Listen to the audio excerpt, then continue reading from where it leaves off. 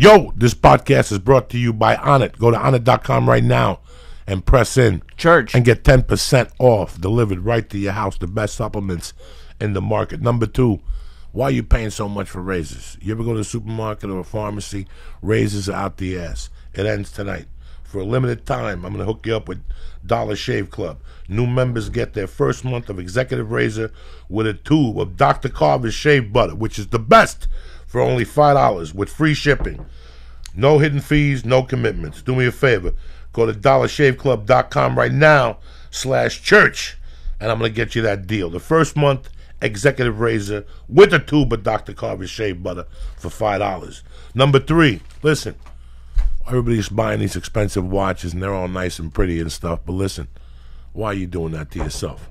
I get you a movement watch that'll rock your world. Pronounce MVMT watches. They start at $95 at a department store. You're looking at $400 to $500. You understand me? Today, I'm going to get you 15% off with free shipping and free returns by going to mvmtwatches.com /church. One more time, mvmt.com /church, dollarshaveclub.com /church, and onnit.com /church. Like a motherfucker. Here we go.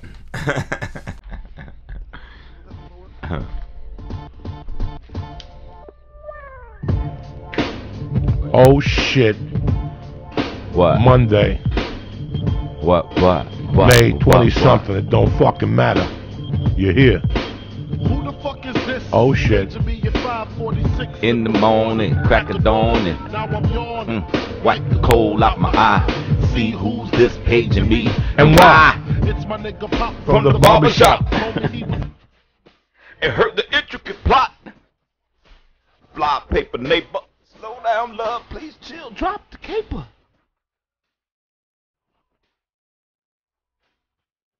It got nice with. God damn, that sounds good. Right here, this line.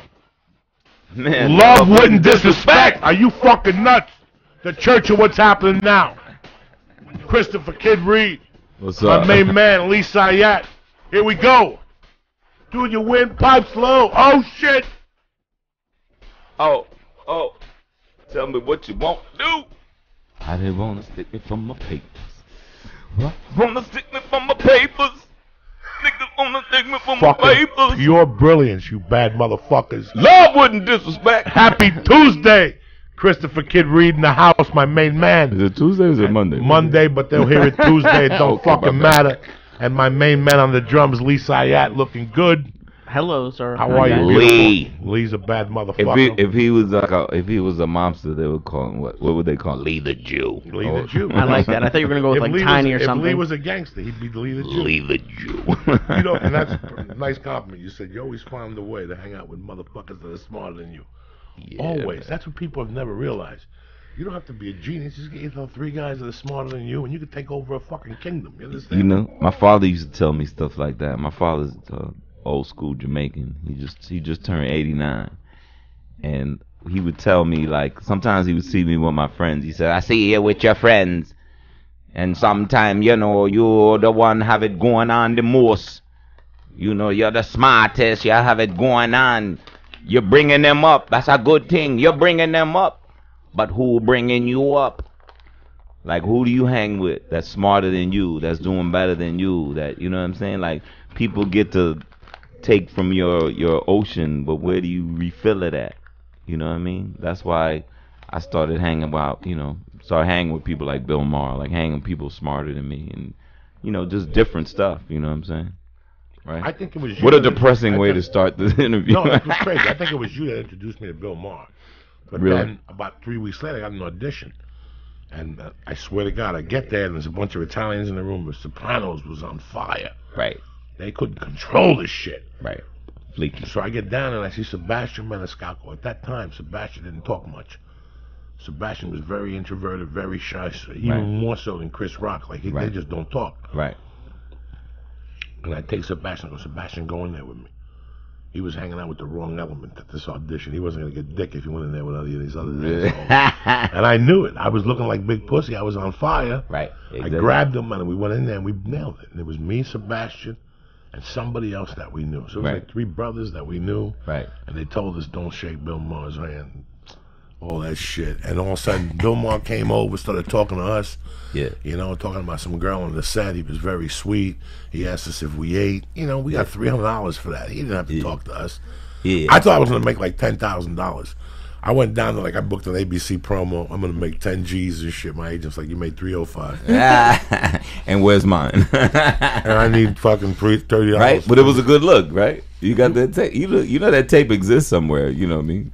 People that listen to us, go look for that. Because, yeah, I mean, I did a sketch back then. Yeah, man, you know what, dude's, like I said, he's been a good friend to me. And, you know, not just on the professional, but the personal.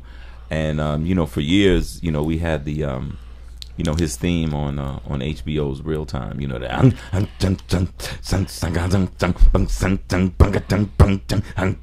That's you? Yeah. That's you? I'll keep doing it if you don't stop. Yeah, me and my two good buddies, Buster and Shivani. You know what? This was the thing. You know when Bill left ABC, you know, it was under. They're gonna put Politically Incorrect back. I mean, they're bringing it back. They're looking for a host right now. Well, they need. I mean, that'd be great if they did it, but they got to give him a check. They got to, you know what I'm saying? He don't get a check for that. Yeah. But my point was, he had got fired from Politically Incorrect. You know, everybody thought he was, you know, those were tough days. You know what I'm saying? You know, we would talk, and you know, he was low, but they got back on at HBO. They got the show. They got Real Time. And one day I just hit him up. I was like, "Hey, man, you know, like, you got a theme song for your new show? It's HBO. It should be like some cool shit." You know what I'm saying? I was like, "Yo, the only other one I had done was I did it for my boy Martin Lawrence for his TV show. You know,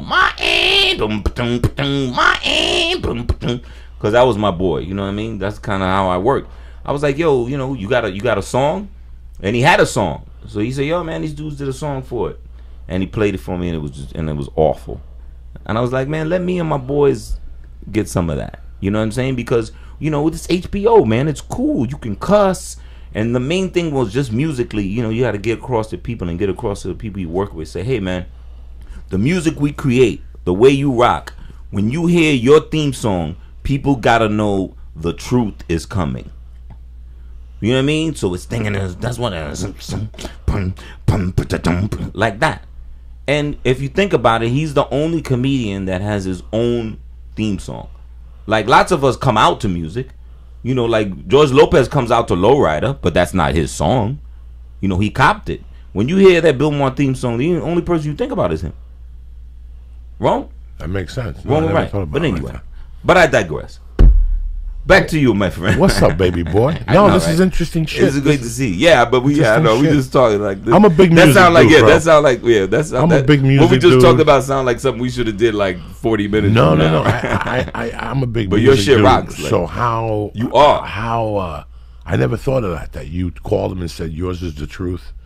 And I want your music to come up a little bit heavy. Yeah, I mean, like, that's you know, brilliant. I never even thought about that. I mean, you know what? I came in this game. You know, people know us. You know, kid and play, and the hair, and the dancing, and the movies, and all that. But we came in the game, or I came in the game on the music tip.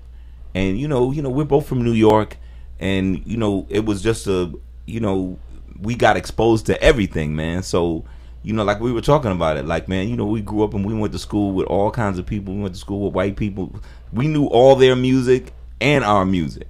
And we got exposed to everything. You remember AM radio back in the days? Like, you didn't know what you could hear. WABC. You had to wear the button and you got $25,000. Right, but what was the playlist? You could hear OJ's. Then you could hear Captain and Tennille, and then you could hear Billy Preston, and then you could hear the Miracles, and then you could hear, oh yes, they call it the streak. Look at that fast thing on 2 feet. Remember them? We got a great big convoy rocking through the night. We got a great big convoy. I gotta get you and Dean Delray together. I'm telling you, man. Remember, people forget these novelty records, man. Like, and they would be. Am I wrong? They would be right in the mix right after that, and then after that, you'd hear like dancing. All right. So when you grew up, what station did you grow up listening to? WABC. WABC was the that was the pop station. And then one of the black stations, WBLS. WBLS, of course. BLS. I gotta take 2 steps to the rear and get out of here. Oh, I'm in the wind later. Are you talking about Frankie Crocker? That's how he used to say. This is the Chief Rocker, Frankie Crocker. Jesus Christ, I love W. And then there I go. Yo, you should play that. Pull that song. Then on Sundays, you should go out on that song. Yeah, he's dead, so you could do that. And then on Sunday nights was the church. You could be what you want to be. Do what you want to do. Oh, the preacher? And have what you want to have. About, Reverend Ike? Reverend Ike. I used to get pissed on Sunday nights because Reverend Ike would show up on WBLS. That's right. And then I would have to switch over to fucking... Then I would switch over to NEW, and you had the King Biscuit Flower Hour. See, and he would interview people, and you learn. Right. You said something very interesting here in the beginning. When I came from Cuba, whatever my mother played at the house is what I grew up on. The Doors, at first. She used to rock out, She liked the Doors, and she liked Spanish music. Right. But then I was against the Spanish music. But when I started hanging out on 148th Street, those little Rican motherfuckers got me into salsa and Funny All-Stars and all that shit. Yeah. So now I'm 8. Good stuff. Listening to our Latin thing. 8. Yeah. At 8, most kids are listening to... I wasn't even listening to American music. Right. And I would listen to the radio at the house. Then about 10 was when I got my first... I thought long-haired people were creepy motherfuckers. Right. Like, fuck that long hair shit. I don't want those people around me. Right. Coming from a long hair. Yeah. My long hair went up in the air. This is 1970. Like, I was against long hair, the whole thing. When I started hearing that type of music, that was my closet music. Right. Like, Led Zeppelin was the shit I listened to alone. I didn't want my buddies to know I listened to Led Zeppelin. I did that too. Yeah. We all did I hit that that. shit. I'm half white, so you know what I'm saying? So it's a beautiful thing that you're... I grew up on everything. Yeah, you know what it is? I grew up on everything. I did. And, growing up, I'm Jamaican and Irish. So, which means I get high and drunk, by the way. But what it meant was, it meant for a real, like you said, we listened to everything. And then, you know what?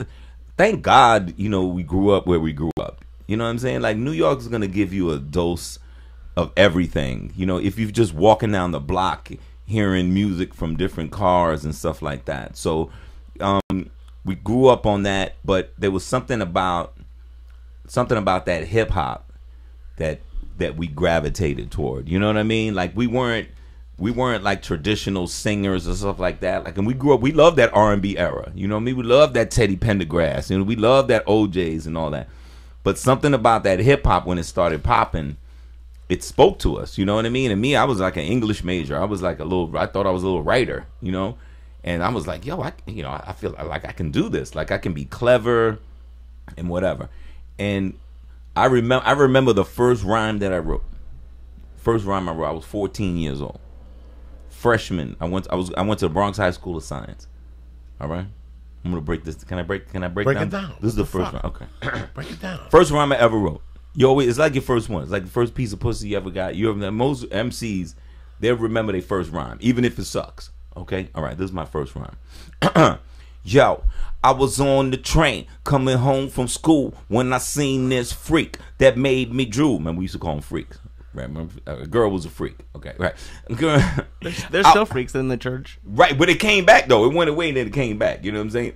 I was on the train coming home from school when I seen this freak that made me drool. You see, this freak had on a low-cut dress that plainly showed the parts that was the best. So I got off my seat and sit down next to her. Told this fine young freak she was a fine young girl. She rewarded me with an invitation to her house and with an exclamation. I told her I'd be glad to come, but one thing first, I got to call my mom. Tell her that I'll be home real late. Tell her not to worry and not to wait. Rock, rock, y'all. You don't stop. Yeah, that was the first. How do you remember? That's amazing. Now, let me ask you this, bro. First round. 19, you're 14. Who's rapping already? Who's rapping when you're 14? It's 1977, maybe. It's 78. 78. Who's rapping? People in my neighborhood, because Rapper's Delight. I think I came out 80? in 79. 79, 80? Yeah, it was. I mean, yeah. Rapper's Delight was the first, like, quote unquote, rap record, but we was already rapping. I was rapping, 78, 79. It was, we were getting it on literally on cassette tapes. Grandmaster Flash and the Furious Five, Breakout and the Funky Four, Grandmaster Caz and the Fearless. All these. It was just crews, but the first one that bust was with the hip, the hop, the hip, but as New Yorkers, we was like. But it was all we had, you know what I mean? So yeah, we was into it. It was real tribal and neighborhoodal. You know what I mean? Like you was a local legend, but outside of we coming up in Queens. You know what I mean? I was born in the Bronx, but me and Play grew up in Queens together.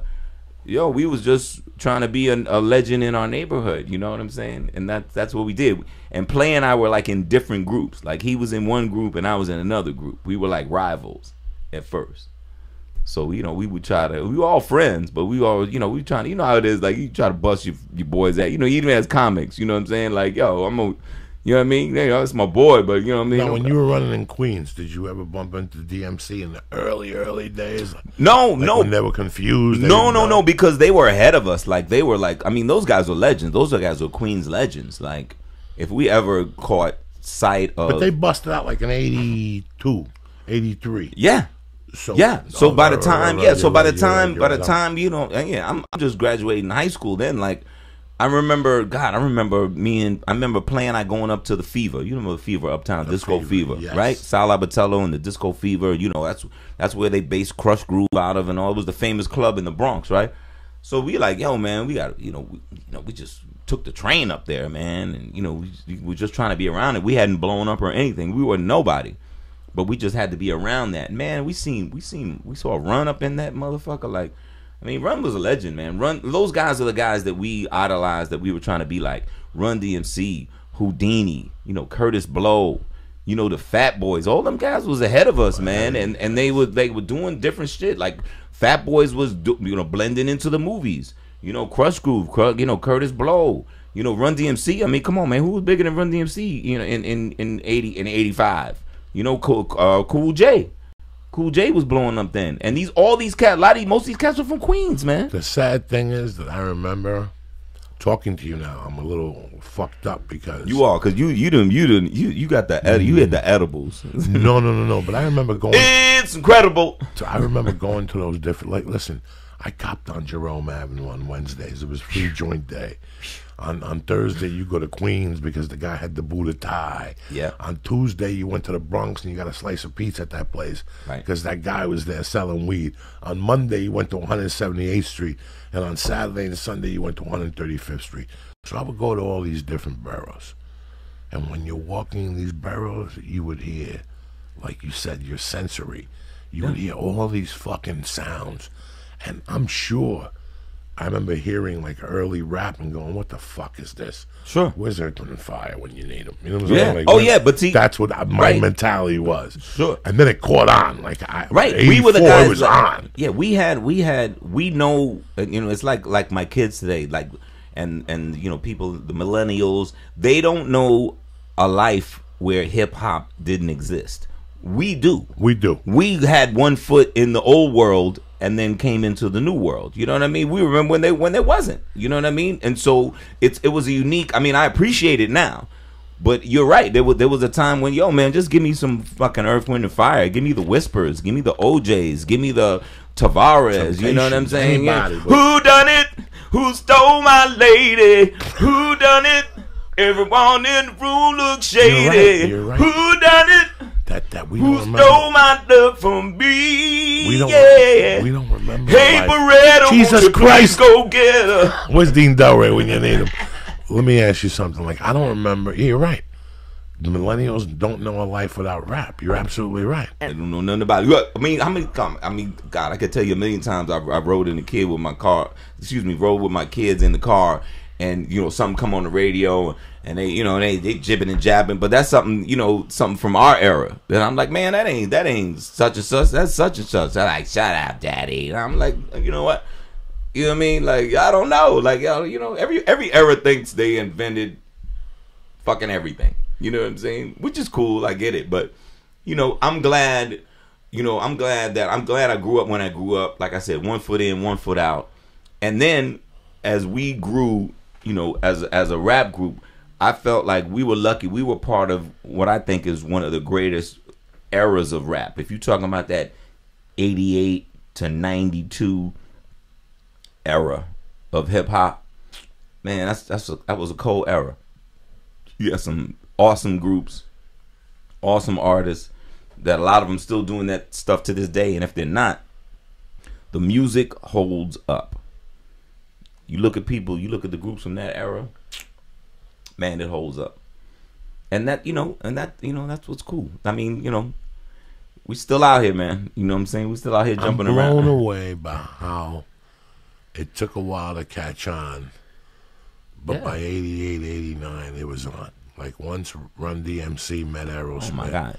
It took off like a fucking wildfire. Yeah, you talking about but isn't that but I guess you can probably go back to all like a lot of different music forms and be like, you know what I mean? Like there was a time, didn't the Beatles on Ed Sullivan set it off? Like there's always that something set it off. Yeah, I was gonna like Elvis Presley on Ed Sullivan set it off. Like, you know what I'm saying? Like this, and there was probably those hip hop moments as well, right? I would imagine you guys must have lived through it, and especially you, Chris.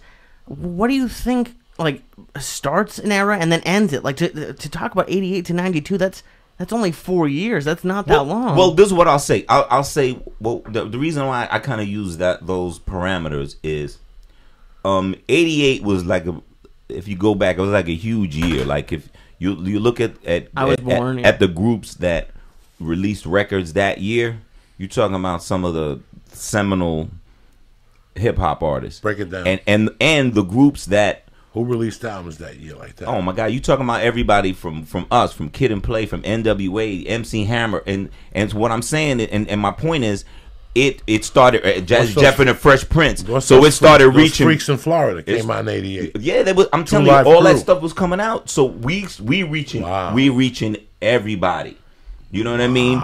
We reaching everybody, and the only reason why I clip it there, oh my God, is the after that that was the gangster rap era, right? Which is very important, and which is those are my boys too. Gangster rap started in 93, 94. Yeah, I mean that's when it started dominating.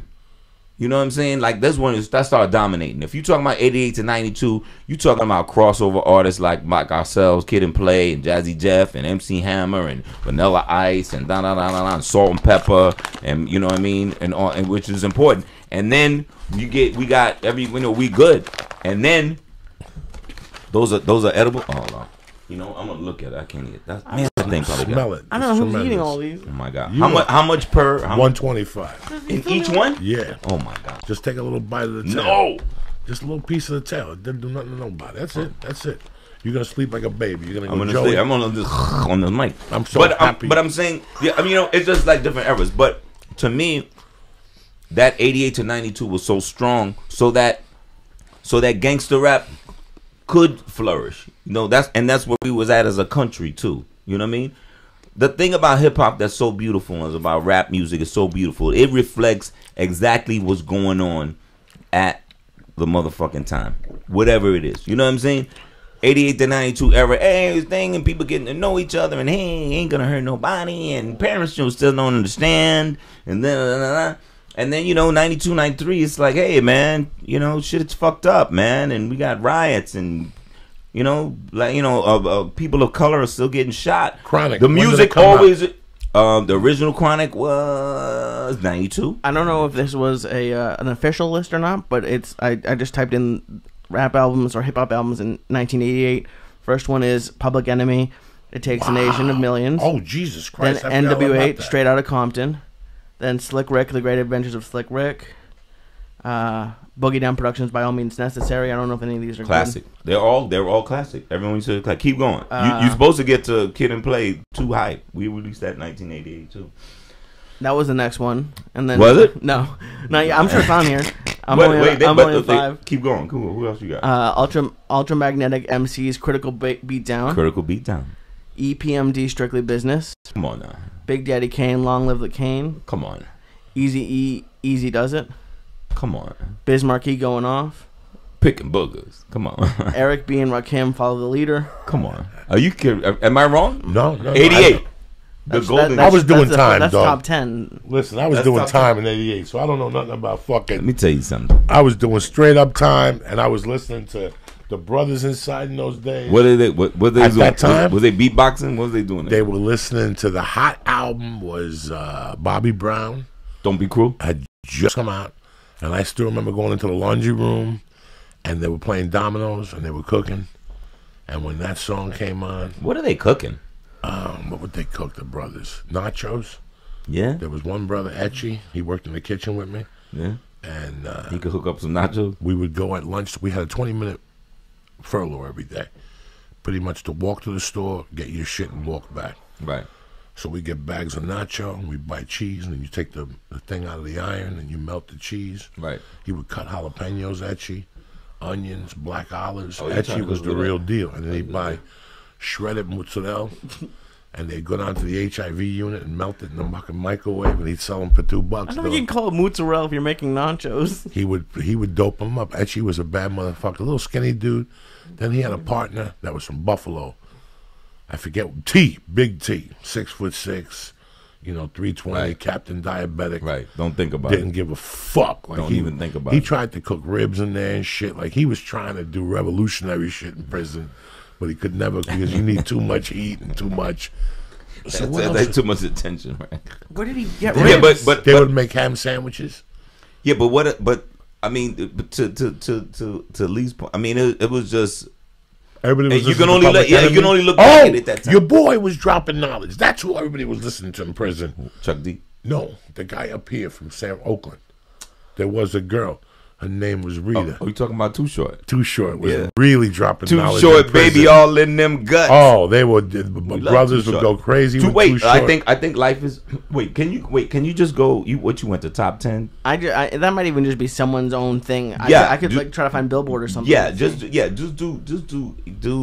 really because Life is Too Short came out in '88 as well. Like that's what a year it was. Like that was a great top 10. Don't get me wrong, but that's when Short came out. I mean, it was a time, dude. You and- just educated me tonight, bro, because I didn't think about it like that. No. Also, 87 was the other album in prison that was huge. There were two albums. There was a black album and a white album. Which The one? black album was Don't right. Be Cruel, and Right. the white album was the white album was Welcome to the Jungle. Oh, you talking about Guns N' Roses? All you heard in prison Yeah. was Guns N' Roses or for the Love of a Girl Named Frances. What's the name again? Who sang that? I just had it the other day for Lee. Who played For the Love of a Girl Named Frances? When that came on, black people would lose their minds in prison. Club Nouveau. Oh my God. Club Yo, Nouveau. I do shows with that guy. That's Are Jay you King. I are do you shows with him. serious? Yeah. Why you treat me so bad? Yeah. No, tremendous shit. Look at all these rumors about me. We opened up with that the other night with that. But it was not. Let me ask you a question. There's two rumors on YouTube. There's Club Nouveau rumors and the Timex Social Club rumors. Yeah. The one the original was Timex Social Club, but it's the same producer, same guy, Jay King. All right. Now what they made went back. He went back as Club Nouveau and did a rumors joint, because sometimes what happens is artists re-record their own stuff to try to get back control of it. You know what I mean? There's like weird legal stuff that goes along with it. So sometimes if you re-record your own stuff, there's stuff you can do with it. You know what I mean? But Timex Social Club was original rumors. But it was the same lead guy that went on to create Club Nouveau that did Lean on Me and all this and that. So it's the same entity. Same entity. All right, so you released your first album in '88, my brother. 88. No cassettes before that. Selling them out of trunk of cars. We wasn't like nothing that. like No, that? we wasn't. We wasn't. We were. You know what? We were lucky. We had got hooked up with. There was a guy from our neighborhood that was an established producer, Herbie Lovebug, that had already created the group Salt and Pepper. So he brought us behind Salt and Pepper. We used to dance behind them, and we used to be in their videos and stuff. and you know, he got us our record deal, and so you know, we try to come up with a catchy name. Like originally, our names was Kid Cool Out and Playboy, but we shortened that to Kid and Play. You know what I mean? As you know, kind of in the vein of Salt and Pepper. So you know, you got to be talented, but you got to be lucky, and I think we were both. You know, Let and me then ask you something off the fucking record here. Everybody, totally off the record. Everybody in their life has different crushes. Yeah. You live your life and you go, if I could have had her. Right. The big chick from Salt and Pepper, I would translate to Muslim. You talking about you talking about Salt? The big one. The big one. Right. Used to be big. She's She slimmed down. yeah, she used to be a thick Jamaican. She drove me crazy for years. That big, thick black chick. Well, you know what? I tell you what. Well, you know what? We're actually getting ready to do a television project with Salt and Pepper, like in the next 3 weeks. Well, they have like the hip hop kids, and she's on it. Yeah, she's the on mother of one of the girls. Exactly. Right. She was married to Tretch. She was. Well, I don't know if she was ever married to Tretch. She had a baby with Tretch. But yeah, she's gonna be out here in a few weeks, so I would love to introduce. First of all, that's Sandy. That's Pep. That's my homegirl. When we all hang out and we're on tour together, you know, me and her kick it. You know what I mean? That's my drinking partner. That's my fun. Now the DJ died. No. We still got the DJ. The DJ Spinderella. She's beautiful too. And then Yes. the little one's got a voice that's gold. Yeah. The little one, you could feel her warmth on the microphone when she sings "What a Man." Yeah. Drives me crazy. Nah. She But drives me crazy. I'm telling you, so you got to come out. We got shows out here. We're gonna do this new VH1 show with them. So you know, come out, and meet them. You know what I'm saying? They would love. They you know what I'm saying? They I already can't know. control myself around the sisters. Trust me, they'll control you. They know what's up. The original Cuban comes out. Nah, no doubt. But like I said, Sandy's Jamaican, so she knows what's up. She's Jamaican like my family. So yeah, but the cool thing is like now, you know, we've been on this I Love the 90s tour like the last year and a half, and a lot of these dates are with Salt and Pepper, Vanilla Ice, Rob Bass. How big are these Tone venues? Loc. If you don't Oh mind my me God. asking? Yeah, I mean, well, we sold out Microsoft last season. What Microsoft, like 7,000, 8,000, whatever. I'm sure it's all people my age and a little bit older, like late 20s, Man, let me tell 30s. you, 30s, 40s, 50s, man. You know what I'm Really? saying? Okay. I mean, 8,000 in Austin, 14,000 in Phoenix. You know, we're going all over the place, man. Missoula, Montana, South Dakota. Man, we just came from Worcester, Mass, and Bangor, Maine, and that was with Kid and Play, Naughty by Nature, Montel Jordan, Cisco. Cisco was on that show. Biz Markie, I think Tone Loc was on that show. So yeah, I mean, you know, first of all, you know, the 90s is hot right now for whatever reason, and not just with, you know, people. I mean, like young people are into the 90s because they can click back and look. You know, I mean, my kids are just like, they're fascinated with that era, and my son wants all my clothes from the 90s, and you know what I'm saying, something about it. So I mean, you know, we kind of have to rock it. I mean, and pretty much the industry is like, you know, who's ever alive, you know, we'll pay you to tour. So you know, I mean, I just on the way here, I switched between the 80s on, you know, I have Sirius in the car. Yeah. So you have the 80s, 90s, Studio 54 radio, yeah, Shade 45, Lithium, right? and I listen to Backspin, with the other one, Ozzy's Boneyard. And I just go from I got 5 Right. stations. The 90s covers everything. The 90s gives me all kind of stuff. SWV. Yeah. I get those. Those are my other sisters. That's Then dope. the 80s. Today I heard "Let Me Be the One" expose out of Miami. Oh, my God. You know, you hear all this shit. Yeah, And that's good stuff. oh my God! And tonight I We heard, do those shows too, those freestyle shows, like that Sal from the Fever does, freestyle shows. So we'll be on a bill. Kid and Play will be on a bill with like Judy Torres, Expose, Stevie B, TKA. You know, come baby, come. No, that's, you know, that's you. It's just fun music, man. It's just like, you know, nobody was tripping. We're just trying to get bitches. That was way before Colors came. No, Colors came out in '88. That's right. Yeah, Colors came out in '88. That's right. That's right. It's funny how I heard tonight that Saxon and UFO went on a sample tour, and they did so well, even without the guitar player, Michael Shankler, that they had to reschedule a bunch of fucking shows again. And that shows me there's a vacuum in music. There's a big fucking vacuum in music, because if all these bands are getting together, I mean, the fucking next tour, summer thing, went down the tubes. Led Zeppelin's not getting back together. No? That was the rumor. Right. They threw the millions. They went back. But how much money they must got? They must have got so much motherfucking money. No, you know what I'm saying? They even said ISIS would give them half their weapons. I know, Led dude. Zeppelin said, "We ain't getting back together, dog." They say you ain't got Jimmy enough money. Page can't resurrect the devil. Robert Plant's like, too old. Yeah, Robert Plant's like, I got John Bonham don't give a fuck. Several castles, you know. Yeah, I have you know. several castles. These motherfuckers wouldn't even break down. Like I was talking to a friend of mine the other day. He said, he called me and said, "How come half this music ain't on iTunes?" I go, "What are you looking for?" He goes, "I'm looking for Def Leppard. I can't find Def Leppard." I go, "Bro, I think Led Zeppelin just went on a year ago."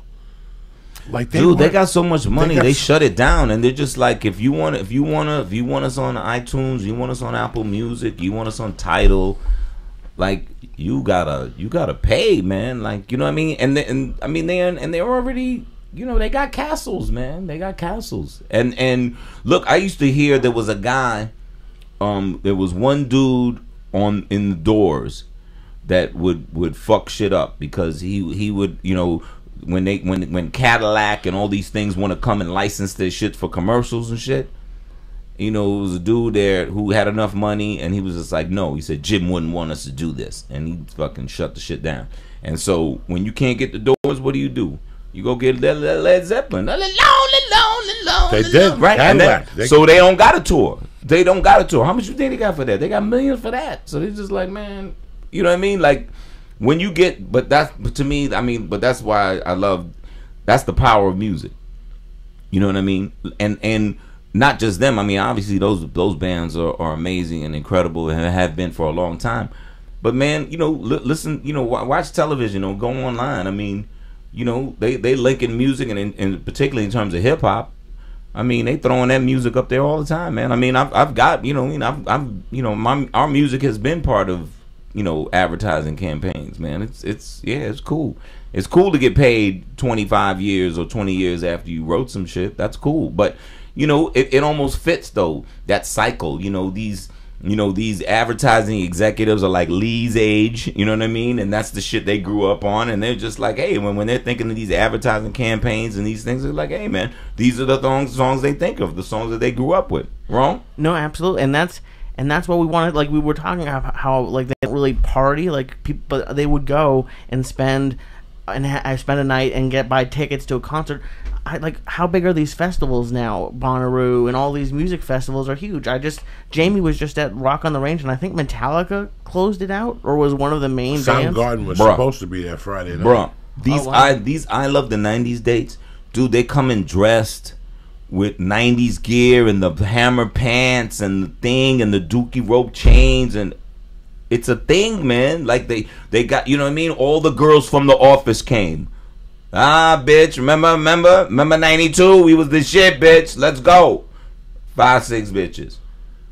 You know what I'm saying? No, it's a thing. Is Hammer on tour with you guys also? No, he's not, but he should. I mean, I heard he's doing his thing. I mean, he totally fits in that realm. I mean, we did, oh God, back in the days we did so many shows with Hammer. Puts on a great show. He was always a, you know what I mean? His shit was like Ringling Brothers. There's always the people moving and, you know. You know what I'm saying? Like, it was dope. So it's great to have a lot of people moving up on stage, but when you see the bill at the end of the week, got pay him. You're like, God damn. Yeah, that's why me and Play was like, man, we gonna do this ourselves. We're gonna be our own. We're gonna extras. keep it tight. Me and Play, we like the Simon and Garfunkel of rap. But you know what, bro? This idea, whoever put this thing 90s together was very smart. How he did it. You guys started in small venues. You built momentums. Listen, the summer, there's tons of work for everybody. I watched that show on the 70s on CNN. They had a show about music in the 70s. Yeah. It's still on YouTube and shit. In 1973, they did $2 billion or $2 million. I think it was $2 billion worth of ticket sales in this country. But in 1973, everybody was on the road. From Elton John to Hart. Oh yeah, they had to. That's where you The got your Black money. I mean, Sabbath, but you that know, was- it's always been that way. It's always been that way. Like that's how you get, because you know you got to wait around to get your money from the record company, and they're gonna fight you on it, and they're gonna battle you on it, and they're gonna charge you back for a gang of shit. Where you gonna get your money that you're gonna live and survive on?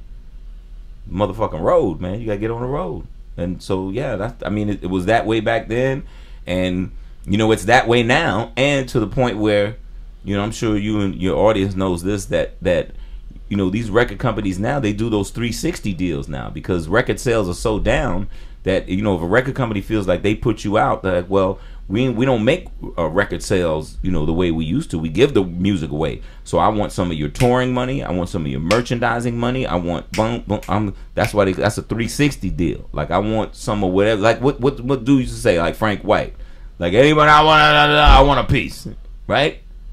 That's how they do it. That's how the shit works today. Back in the days, we didn't do it like that. The record company was the record company. Our touring money, that was our money, and then we'll come back and fight you for that, you know, later on. But you know, Let me ask you this, my brother. So you released your first album in '88. When did the movie start knocking? like that following year. Whose idea was House Party? Was this your idea? No, not at all. The writer, director of House Party was a cat named Reggie Hudlin. His brother Warrington Hudlin was a producer, and I used to see Reggie.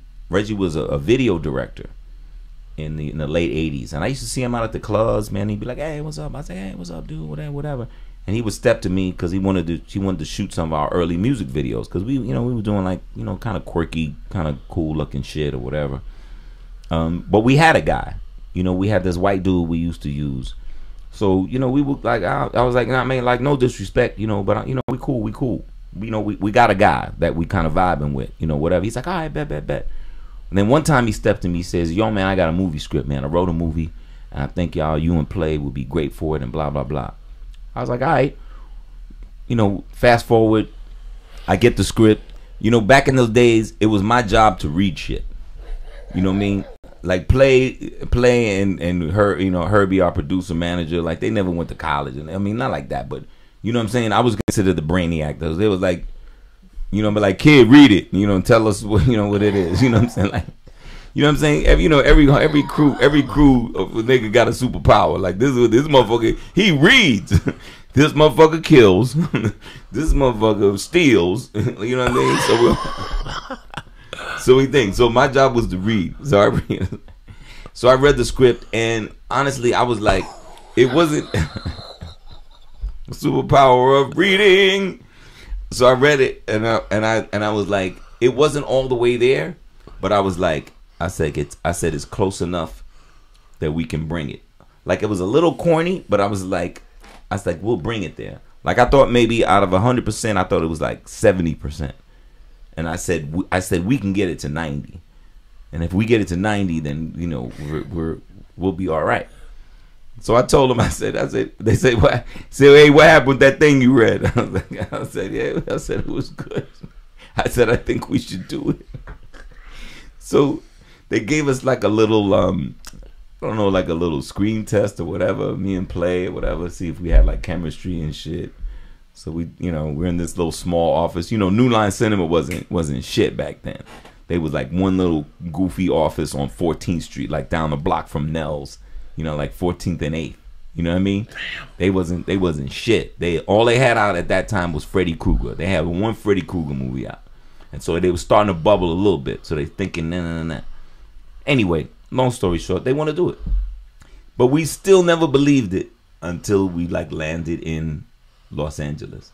You know what I mean? Before they were like, yeah, whatever, nigga, do a fucking movie, get out of here, right? Who was in the first movie? Who was in the first House Party? You got Kid and Play, you got Tisha Campbell, you got AJ Johnson, you got Martin Lawrence, you got Full Force, you got Robin Harris, you got John Witherspoon. You know what I mean? Where's AJ Johnson? AJ Johnson, you know what AJ Johnson is doing? Well, there's two AJ Johnsons. The little one. Right, you talking about that guy. Yeah. There's two AJ Johnsons. There's a female AJ Johnson. A real pretty girl. And that's right, the dog, the brown skin. Where is she? Oh, she's out here. You know what she did? she got into the fitness and wellness She was world. beautiful. If She this is the same beautiful, Angel, bruh. AJ Johnson. Bro, I seen She her. used to do the main room, come in once in a while. I saw her one time. I fell in love with AJ Johnson. Bruh. This is 98, 97. No, bro. She's that. Remember, she was in Baby Boy. She was in the movie something. Baby She was Boy. in something. That's how She's been in a she. few things. But she kind of she got off the thing like those, but into this whole kind of wellness thing. She's been on a lot of these reality shows, like where she had to get Lindsay Lohan. She was like her life coach. She's into that life coaching thing. She's dope with that. Tisha Campbell. Come on, she's done everything. My Wife and Kids, Martin, blah blah blah. Yeah, man. Robin motherfucking Harris. Robin Harris. One of my mentors. Loved him with all my heart. Never got to meet him. Yo, Loved can his I stand-up. tell you a Robin Harris story? Hit me. I'm gonna tell you a Robin Harris story. All right, let me sip this thing. Right. So we do, the first house party. You know what I'm saying? He plays my father. So we how it goes on movie sets. You spend a lot of time with each other. We, mostly not doing filming or whatever. So we just talking. So he wanted to tell me a story one time. So he said, "Man, let me tell you this story, man. I'm trying to talk to this girl, man. She want to invite me over to her house for dinner, to meet her parents." So, he said, I'm all nervous and shit. So, I go over there and, I want to impress her parents. So, I'm on my best behavior. I want to do the right thing or whatever like that. And everything's going well. We had a nice dinner. And then the mother came out, brought out some dessert. They had some pie. And we had some pie. And then it got to the point where there was a last piece of pie. And the last piece of pie, so the father told Robin, he said, Robin, go and get that last slice of pie. And Robin said, no, sir, I'm fine. I had enough, man. Thank you so much, man. He said, man, Robin, get that piece of pie, man. Would you get that piece of pie? Mama done cooked the pie. You here? You with my daughter? You here? We had a great dinner, man. Had that piece of pie. He goes, no, sir, I'm cool. Boy, will you eat that piece of pie? Go on and eat that piece of pie, all right? This delicious pie. You have some pie. Have some more. Pass the pie. That last piece of pie. And finally, Robin was like, okay, all right, sir. Thank you. All right. I'll have that last piece of pie. So he eat the last piece of pie. Then down the line, they washing the dishes. Mother, father in the kitchen washing the dishes. And Robin got to go to the bathroom. But you got to go to the bathroom. You got to go past the kitchen to go to the bathroom. So as Robin going to the bathroom, goes past the kitchen where the parents are, and then he hears the father say, "Can you believe that nigga ate the last piece of pie? Shit." Robin Harris, man, was so good. Can you believe that nigga ate the last piece of pie? The last 3 or 4 times Do the Right Thing has been on. You fucking begged me. I stayed up and watched it because of Robin Harris. That little scene under the fucking umbrella when he's with the other 2 black dudes. Yeah. That shit kills me with the Jamaican dude. Killing They goofing on him, and he's Sweet Dick Willie and all that shit. Can you believe it? All right, so and let me tell you, he and guess what? Just kicking it with him as a person, he's as cool as you thought he was. Like, he used to, he was so dope. Like, on that movie House Party, like, it was so like rugged, right? Like, we would literally get like paychecks, like every other week, like you get a paycheck. So I got a paycheck, he got a paycheck, and he said he wanted to take me to cash our paychecks, but he wanted to take me to the bank where he used to be a security guard, okay, to show him like, hey, motherfuckers. So yeah, I'm coming in there with kids. We gonna cash these motherfuckers. Yeah, cash these checks. Shit, you know what I'm saying? He used to drive a 5.0, and he had a pistol under the seat at all times, and he would talk shit to the cops. The cops, you know what I mean, at the light, he's like, shut up, like he talked shit to him. And he was older than us. Like, he had like, he probably had like 10, 15 years on most of us. Talking about me, Play, Martin, Tommy Davidson, Tommy Ford, Joe Torre, Ricky Harris, all these guys. We was in that same thing. So we all looked up to him. And I tell you, one time we used to play basketball together too. One time we were playing ball somewhere in Burbank. And, we got into with some other crews, man. Some white dudes thought they was all this and that or whatever. And Robin, he stepped out, boy. He went to the car and came back with that pistol. With his, gym shorts on and all that, man, he had the pistol down there. He said, "Now what y'all talking about?" And, and then they started going, "Hammer now, hammer now, hammer now." And he's like, "Yeah, motherfucker, that's what I thought." And then you know what I'm saying? Like he was that guy, man. He looked out for us. Like he taught us a lot. He didn't, sugarcoat nothing. I mean, but he was a good dude, man. Like where was he like from? I said, Chicago, right? Yeah, exactly. Chicago. Yeah. Now, I mean, he came out to LA. You know what I'm saying? Like he went to high school in LA, but he had them Chicago roots. Chicago roots. But like I said, he and I would talk because we spent a lot of time. You know what I'm saying? He would talk about his wife, his kids and whatever like that, and he was, and you know what else he would do too? He would fall asleep at the drop of a dime. We used to think he was like narcoleptic. Cause like he would fall asleep like in between takes, like you doing right now. I'm not falling asleep. I'm just looking at you. I'm in amazement. I see you do House Party 1. Yeah. After that, you blew up already by then. Yeah, that was a big deal. And then you went. How quick do they did House Party 2? Like real quick. Real quick. Yeah, like real quick. And the thing was, I mean, for them, look, everybody benefited, you know what I'm saying? But they didn't have an option on us beyond that first movie. So that first movie, they got us like really cheap. The second one, that's when we stuck them up, comparatively, you know what I mean? And yeah, it was hot, you know what I'm saying? You know how it goes. The first one hot. House Party hot, then you gotta do House Party 2, and then then do a House Party 3, and then do a class act. So that was a hot little movie run right there, But God, I mean, and I mean, I hope that's why the films still hold up, because man, we just having a lot of fun. And a lot of good people involved. You could tell. Yeah, I mean, come on, Joe. You've been on a gang of movie sets. You know when motherfuckers are having fun and when they ain't. Right. And when it's not a fun situation, like, all right, well, I gotta summon something else because that energy ain't here.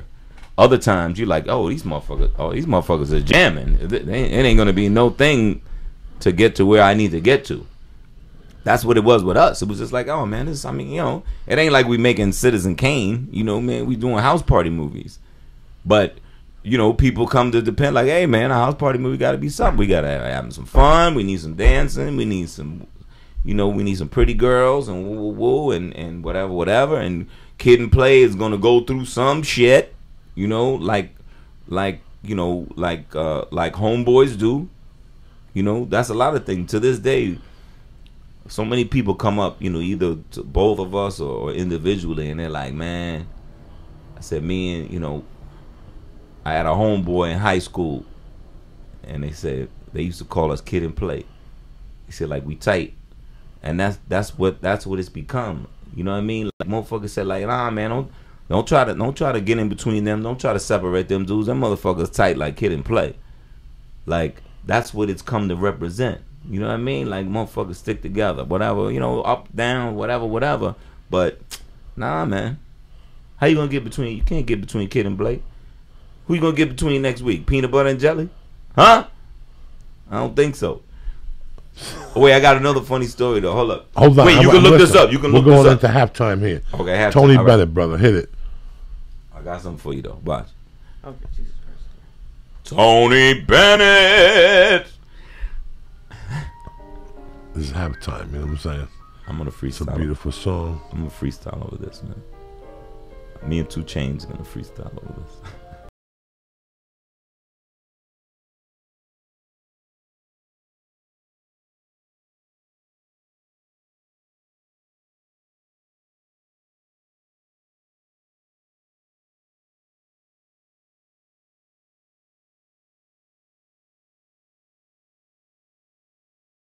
Look, you got a double. You got to eat the double. What are you doing? It's Monday night. It's Memorial Day weekend. What's the problem here? Doobie doobie doo. Eat the double. That's good for you. You only ate 3 of them. That's it. Doobie doobie doo. That's 375. On top of the chocolate and the... Who cares? Doobie doo doo doo. that misery loves company.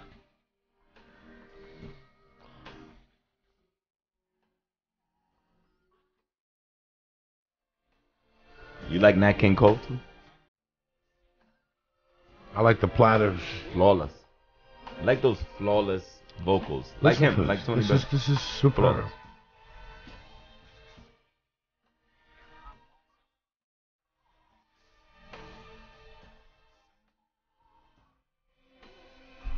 What's See going how on he- with those see stars how- over there? You see gotta how eat he them. We're bent- gonna save them for Wait, you Tuesday. see how he bent that note? I'm saving them.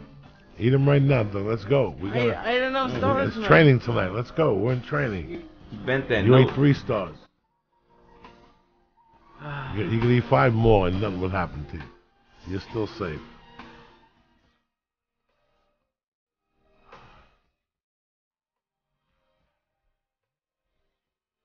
Oh shit.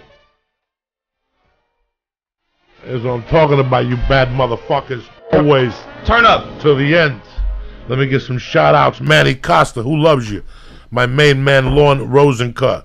I got you. Trapper Welton, Uncle Tony, Jay Zan, Cleo, my man Bergie the Armenian, Bob Lolingus, Amanda Guthrie, and my main man, Carl Mann. Don't forget, Ice House, working out with Uncle Joey, Thursday night, $10. You go down there, you have some chicken wings, you get a beer, and you go to fuck home. How's the You wing? Kick open. The wings are delicious. You kick off the fucking Memorial Day weekend with your Uncle Joey. I got a list. I go up there, we talk about it, and everybody goes home happy. We all learn something. You understand me?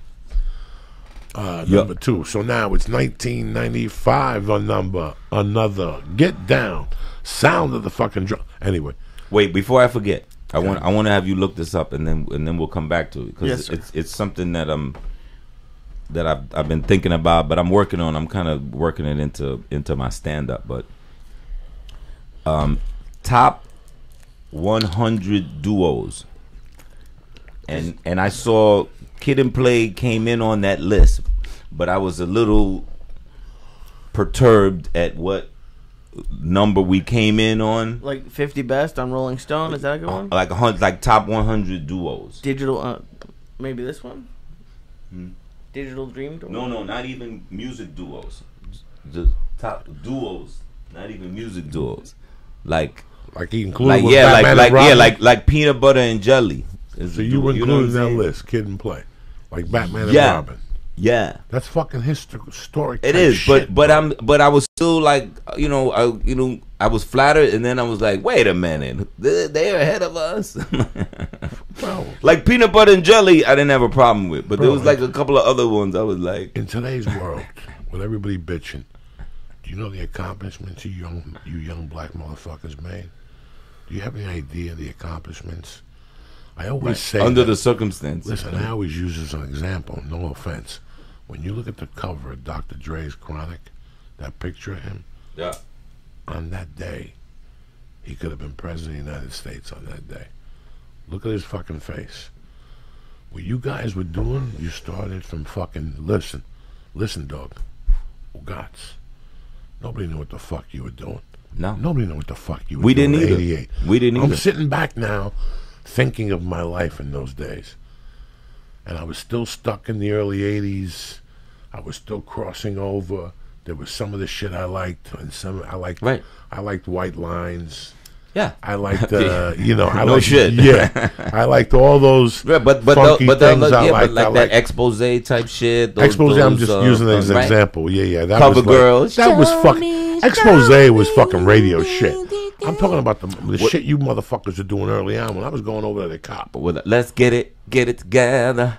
Let's get it together. There was a lot of Lee, cool. what's going on with those stars? That's an orphan there. I had 4 stars. That's okay. That's 500. Lee, are you fucking kidding me tonight? You got to do $2,000 tonight. Luis Gomez is coming on Wednesday and he's looking for blood. He's saying that fucking you're leaving here in 2,000 Amber. and 7 Yeah. nights a week. I'll be shitting. But you blood. didn't eat 2,007 nights a week. You didn't That's eat why stars I'm- last I- night. I'm doing You that didn't on eat stars purpose. 7 night. You didn't eat night 7 nights. Stop your crying. You're doing 2 G's tonight. It's over. What the fuck you think we're talking about Right. here? Right. Did that, You're in that training. didn't come up? You're a 28-year-old guy. I saw a list. Gomez is coming on. You're gonna do 2,500. You're gonna die on Wednesday. You gotta eat at least 2,200 tonight. You're gonna piss gelatin this I'll week. die either way. I'm gives a fuck? still nibbling, man. You're gonna piss gelatin this week I for the don't wanna first piss, time. Joe. I'm already pissed. I can barely piss as it is. What? So we gotta go see a doctor then. But you gotta eat these stars, dog. Stop telling yourself stories. You're cutting yourself short. I'm gonna take another little nibble. Yeah, just don't worry about nothing. Keep nibbling. You're Yeah, gonna be but fine. there was one list that I saw, like top 100 duos or whatever. Like so you compared to Simon and fucking Garfinkel. Yeah, they was way, African they was way up there. American duo, Yeah, they was way up there. We a were rap duo. like number Who 77. gives a fuck? You know how historic We were that like is number that you even made the 77. list? Yeah, but you know what I mean. The competitor in me was just like, really? What number did you want to be, dog? I don't know. You know what I'm saying? Nah, tell me. I don't give a I fuck. don't know. Top 20, whatever. 20. All right. Ain't nothing wrong with But that. you know what? You're right. When you think about it, you just like, you know, 'cause like I said, this is the same list that peanut butter and jelly. Like if I'm on the same list as peanut butter and jelly, then that's probably pretty good. You know what I'm saying? Like, so. What else is on there? The best list. Like what other? Oh, I don't see this one. I just typed in top 100. 100. Put in top 100 duos. That's what I did. You did. Yes, and what, sir. and what came up? Nothing. Let's see. Let's try this one. Was I that high? Did I just imagine this on me? Okay, here we go. Tom and Jerry, Batman go. and Robin. Yeah, Yeah. There we go. Han Solo and Chewbacca. Yeah. Bert and Ernie. So yeah, Scooby Doo and Shaggy. Yeah, look. Jesus Christ. Look, keep Scooby going. Doo's above Milk and Cookies. I don't believe that. Milk. I'm on the same list with Milk and Cookies. Oh, I don't think this is like an official. This is like people can vote on it. What numbers Kitten playing? Let's find it. Hamburgers and fries is on it. This is a good list to be on. I know, right? I'm telling you, I know I saw it. I was just like, I know we're there somewhere. Let's see here. I think we might need to get the church people to get on it. Let's see here. Hold on. Salt and pepper. Yeah, we gotta get you back on there. Simon and Garfunkel. Oh, that's right. Lucy and Desi gotta be on Yeah, we there. was up in there. One of them lists, we was like number 77 or They something. gypped Like that. you But it was shit. pretty, you know, I don't know. We'll It's- get you it's a back up compliment. there. Yeah, it's a compliment. We'll get you back But yeah, up there. Just a vote. Yeah, tell the audience, look out for that. Vote for your boy. What were you studying for when all this shit came at you?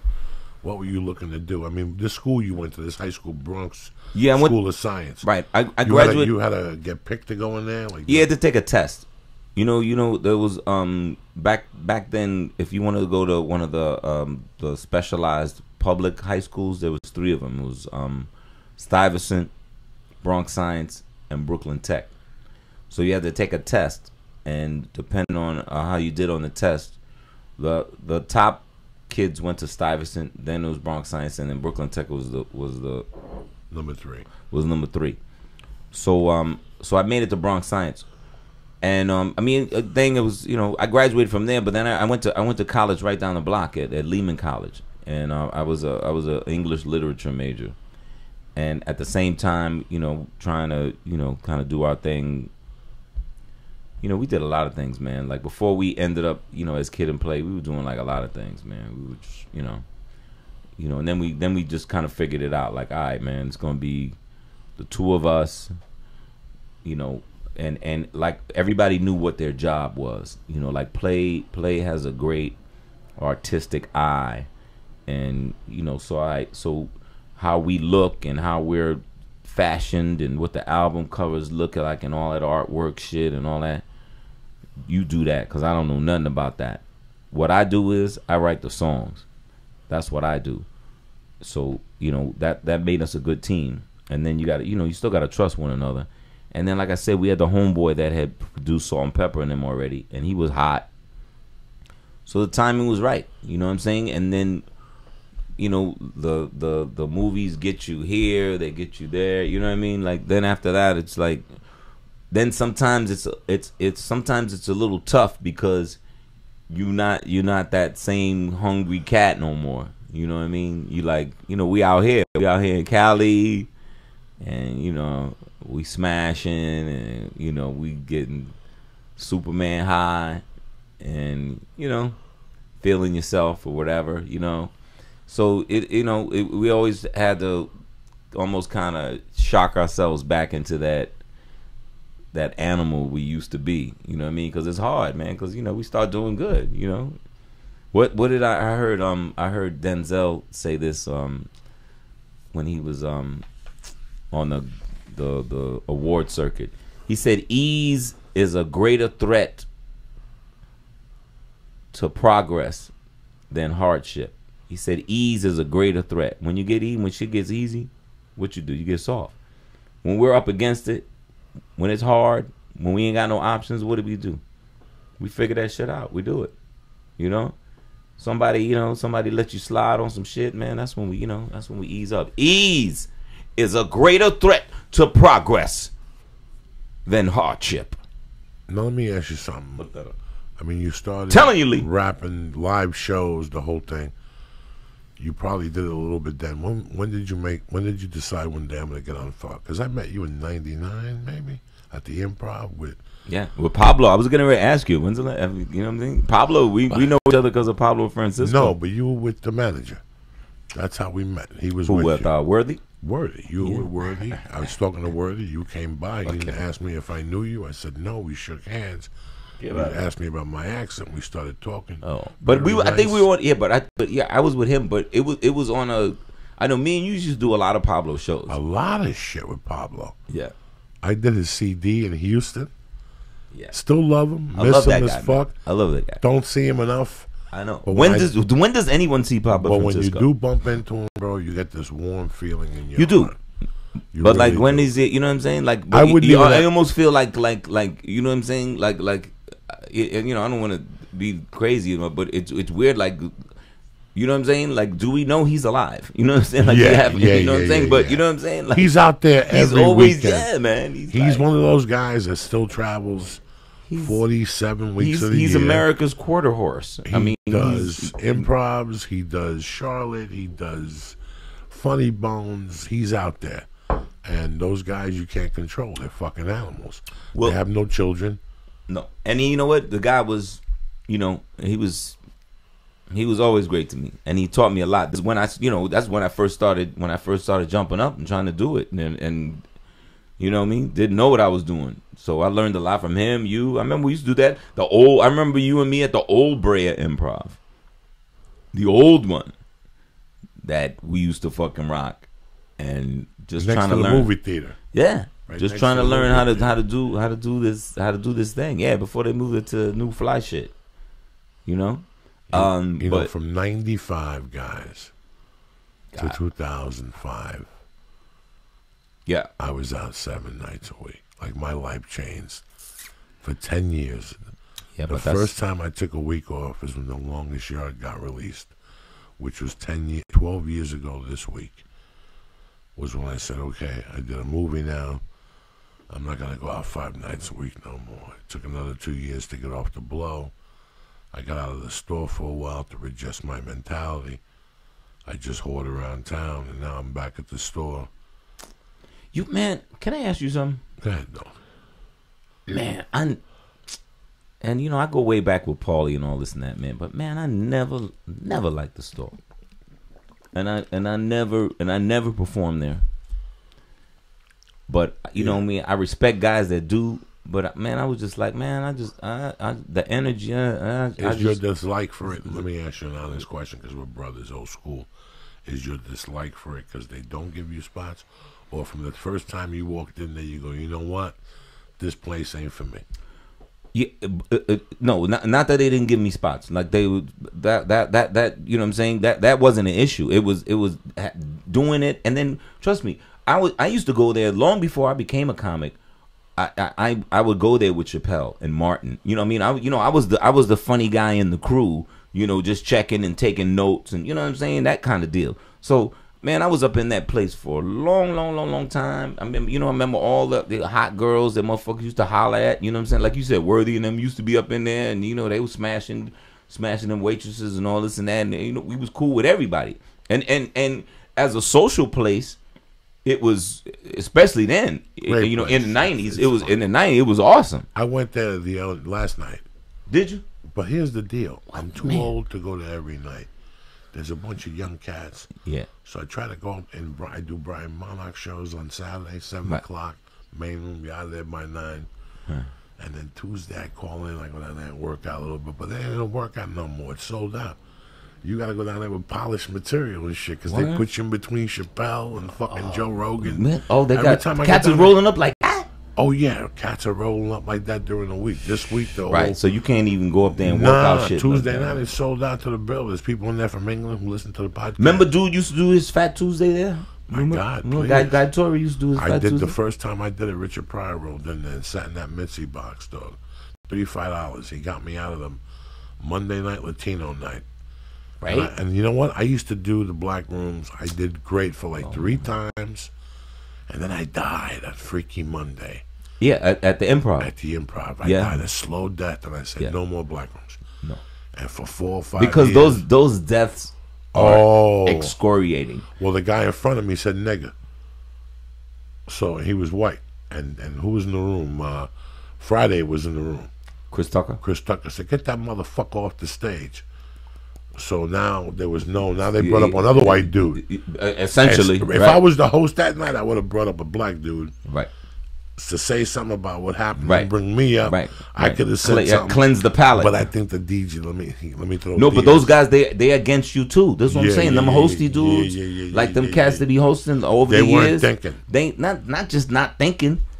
They want a train wreck. They want a thing. That's another reason why I don't fuck with that sometimes either. You know what I'm saying? Like they gonna give you a fucked up intro. They gonna do 15, 20 minutes in front of you on some ratchet shit. And then you know what I mean, and then bring you up on a smooth tip, like you know what I'm saying. Like, Let me tell you what do you? So I mean, look, out of any club, any place you like, you got to be like, as a creative, like, what am I gaining? What am I gaining? What am I gaining? And what do I got to do to win here? What up? You know what I'm saying? Like, and like look, it's like any club. Like you go in there, it's like, man, you know what? This ain't for me. You know what I'm saying? It ain't for me. I know this. Listen, But that's what I'm there's saying. 10 I mean, clubs across the comedy's country.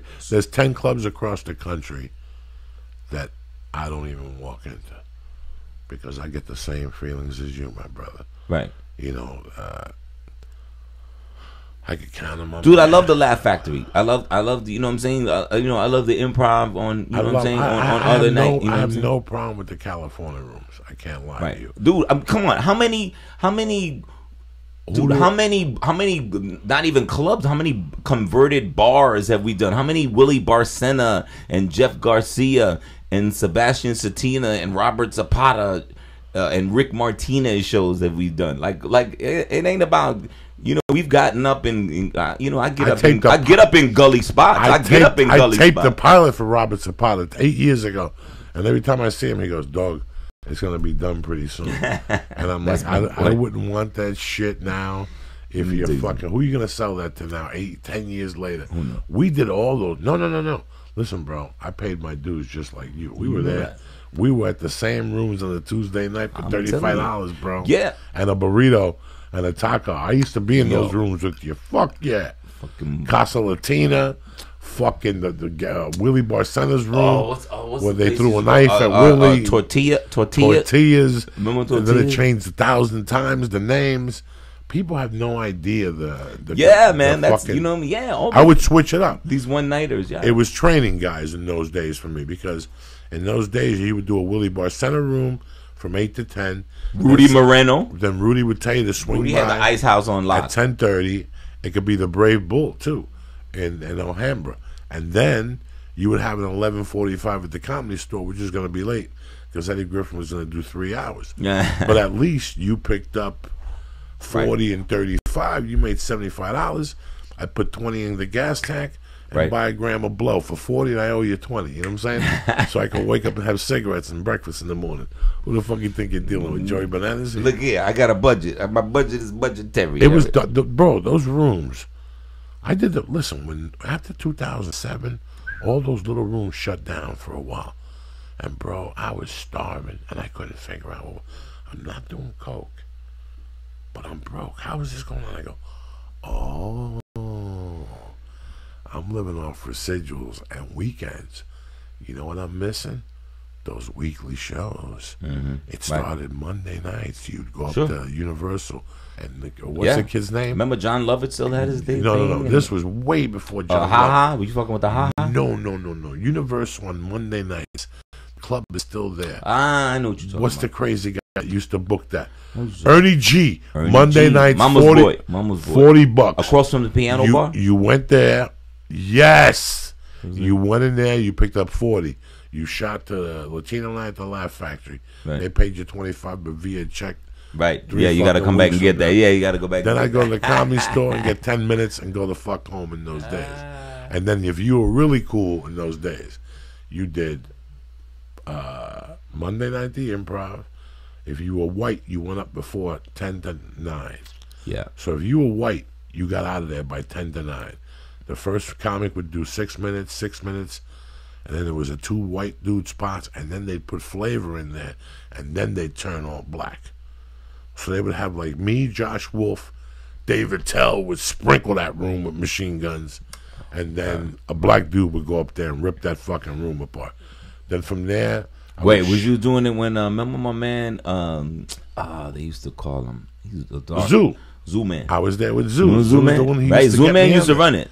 Zoo He Man ran it used to before. run. He did it before D-Ray. Right. Oh, way before Yeah, D-Ray. before D-Ray, This right? is 97. Yeah, I'm yeah, talking yeah, about. yeah. Zoo Man. Zoo had Man's it on. still Corey, out there. Corey. Corey Miller.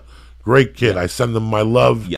If somebody knows him, tell him Joy Diaz. Yeah, sends yeah, him yeah. love. We love Zoo Man. I love that dude with all my heart. I don't. Yeah. And then I used to go to the Laugh Factory and do Latino night for Gilbert Escovel.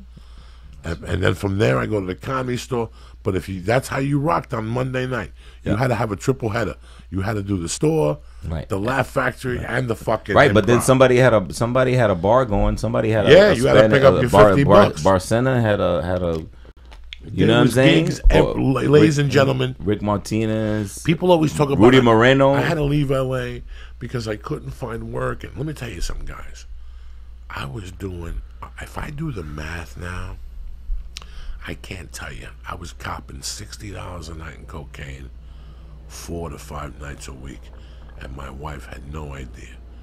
Because Because the money never came up missing. Right? I was picking up 20s, 50s, 75s, 82s. What's his name would pay you 57, Right. but you always picked up $80 a night. What's over there? What's in that bottle over there? Tequila. Let's go. $80 a night is fucking $400. Yep. And let's pretend. Is that tequila? Let's Yes, sir, it pretend. is. Half of that, like the Comedy Store pays you 15. I don't know if you people know that. When I go to the Comedy Store on a Tuesday night, on a Wednesday, even back in 97, they pay you $15. In those days, the Improv would pay you 27, 17.50, depending how long the fucking spot was. And the Laugh Factory would pay you $25 on Monday night. But they paid you with a check a month later. You'd be sitting there for that check doing the math, going, Yeah. I did 3 Latino nights. I'm picking up $75. Right. And you go down Yeah, there, they you have go one of your swoop up checks there, for 25. So you had to make a living doing one-nighters. And there was an abundance of them. And every once in a while, you pick up one for 300. You're like, Right. oh, shit. Yeah, somebody did like Bakersfield. a corporate thing. Yeah, or no. You'd pick up something. one of those. Bro, I tell these guys, I picked up one year. Dog, December's my month. For Right. me to really rock in this town, I always come through in December. There's a God up there that goes, you know what, Joey, you suffered all year, but December, I'm going to throw you Right. something. We're gonna send you out in style. One year, I booked a non-union commercial 20 years ago, walking in for another audition, and they gave me like $3,000 cash 4 days before Christmas. 2 You blew up days with shoot, that. 2 days shoot international buyer. You blew up with that. You know, bro, when you first get here and you're doing $15 spots, Yeah, you blew up. are you fighting? You're bumming cigarettes at the store, so you could borrow $20 from somebody, get a 20 and get a $5. In those days, I could steal cigarettes from the gas station across the street, right there. What in the Sunset. Arco? No, The Arco? they were- No, I'm thinking of the. No, it was I'm down thinking of the the- Laugh Factory. It was it was way down. It was by the Guitar Center. Now it's a tire shop. Oh God. From 97 to about 99, I would go in there every morning. I would wait for the owner to walk out and pump gas, and I'd walk in there and put my hand behind the counter and take. Are there any cups over there? We have cups over there, right next to the fridge on the other side. Oh, sorry. Yeah, it looks like you're drinking out of the bottom. Yeah. If you don't mind, I don't mind. No, I don't drink that shit. That's somebody left that here, so I think she had the hurt, but don't worry about it. Tequila kills everything. I'm only teasing you, so. Right? It's like an episode of Law and Order. Bang bang.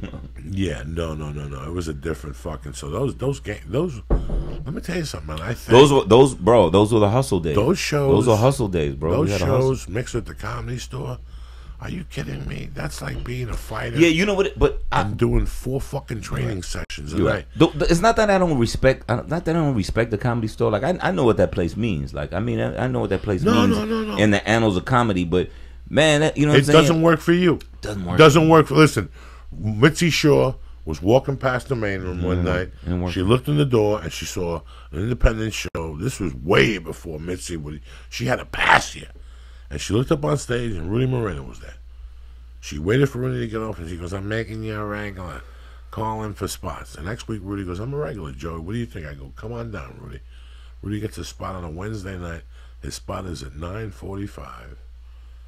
Rudy shows up at 9:30, and there's 5 guys waiting to go on before Rudy. They're running late because somebody Diaz came in or something. Right. And I remember Rudy sitting there for 15 minutes and going, "I'll never come back here again." And in the back of my mind, I was used to it down there.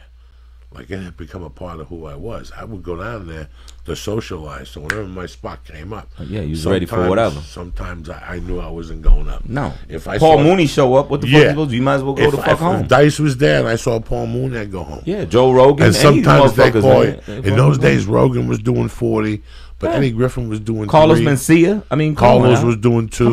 Come on. Mooney was doing Eddie 1 hour. Griffin. I mean, come on, man. These motherfuckers come in and go home. I do. Trust me. I used to have spots. Dog, when I see them motherfuckers, I'm like, yo, I'm out. I'm out. I'm It's out, bro. funny how Dave Chappelle I'm waiting for that. started a trend of doing long sets.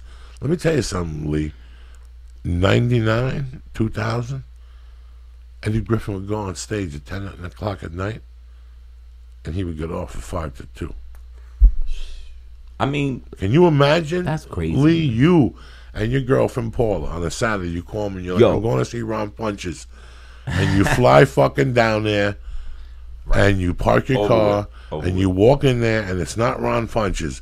It's fucking Eddie Griffin at 10 o'clock. Hold up. And at midnight, Eddie's still on stage.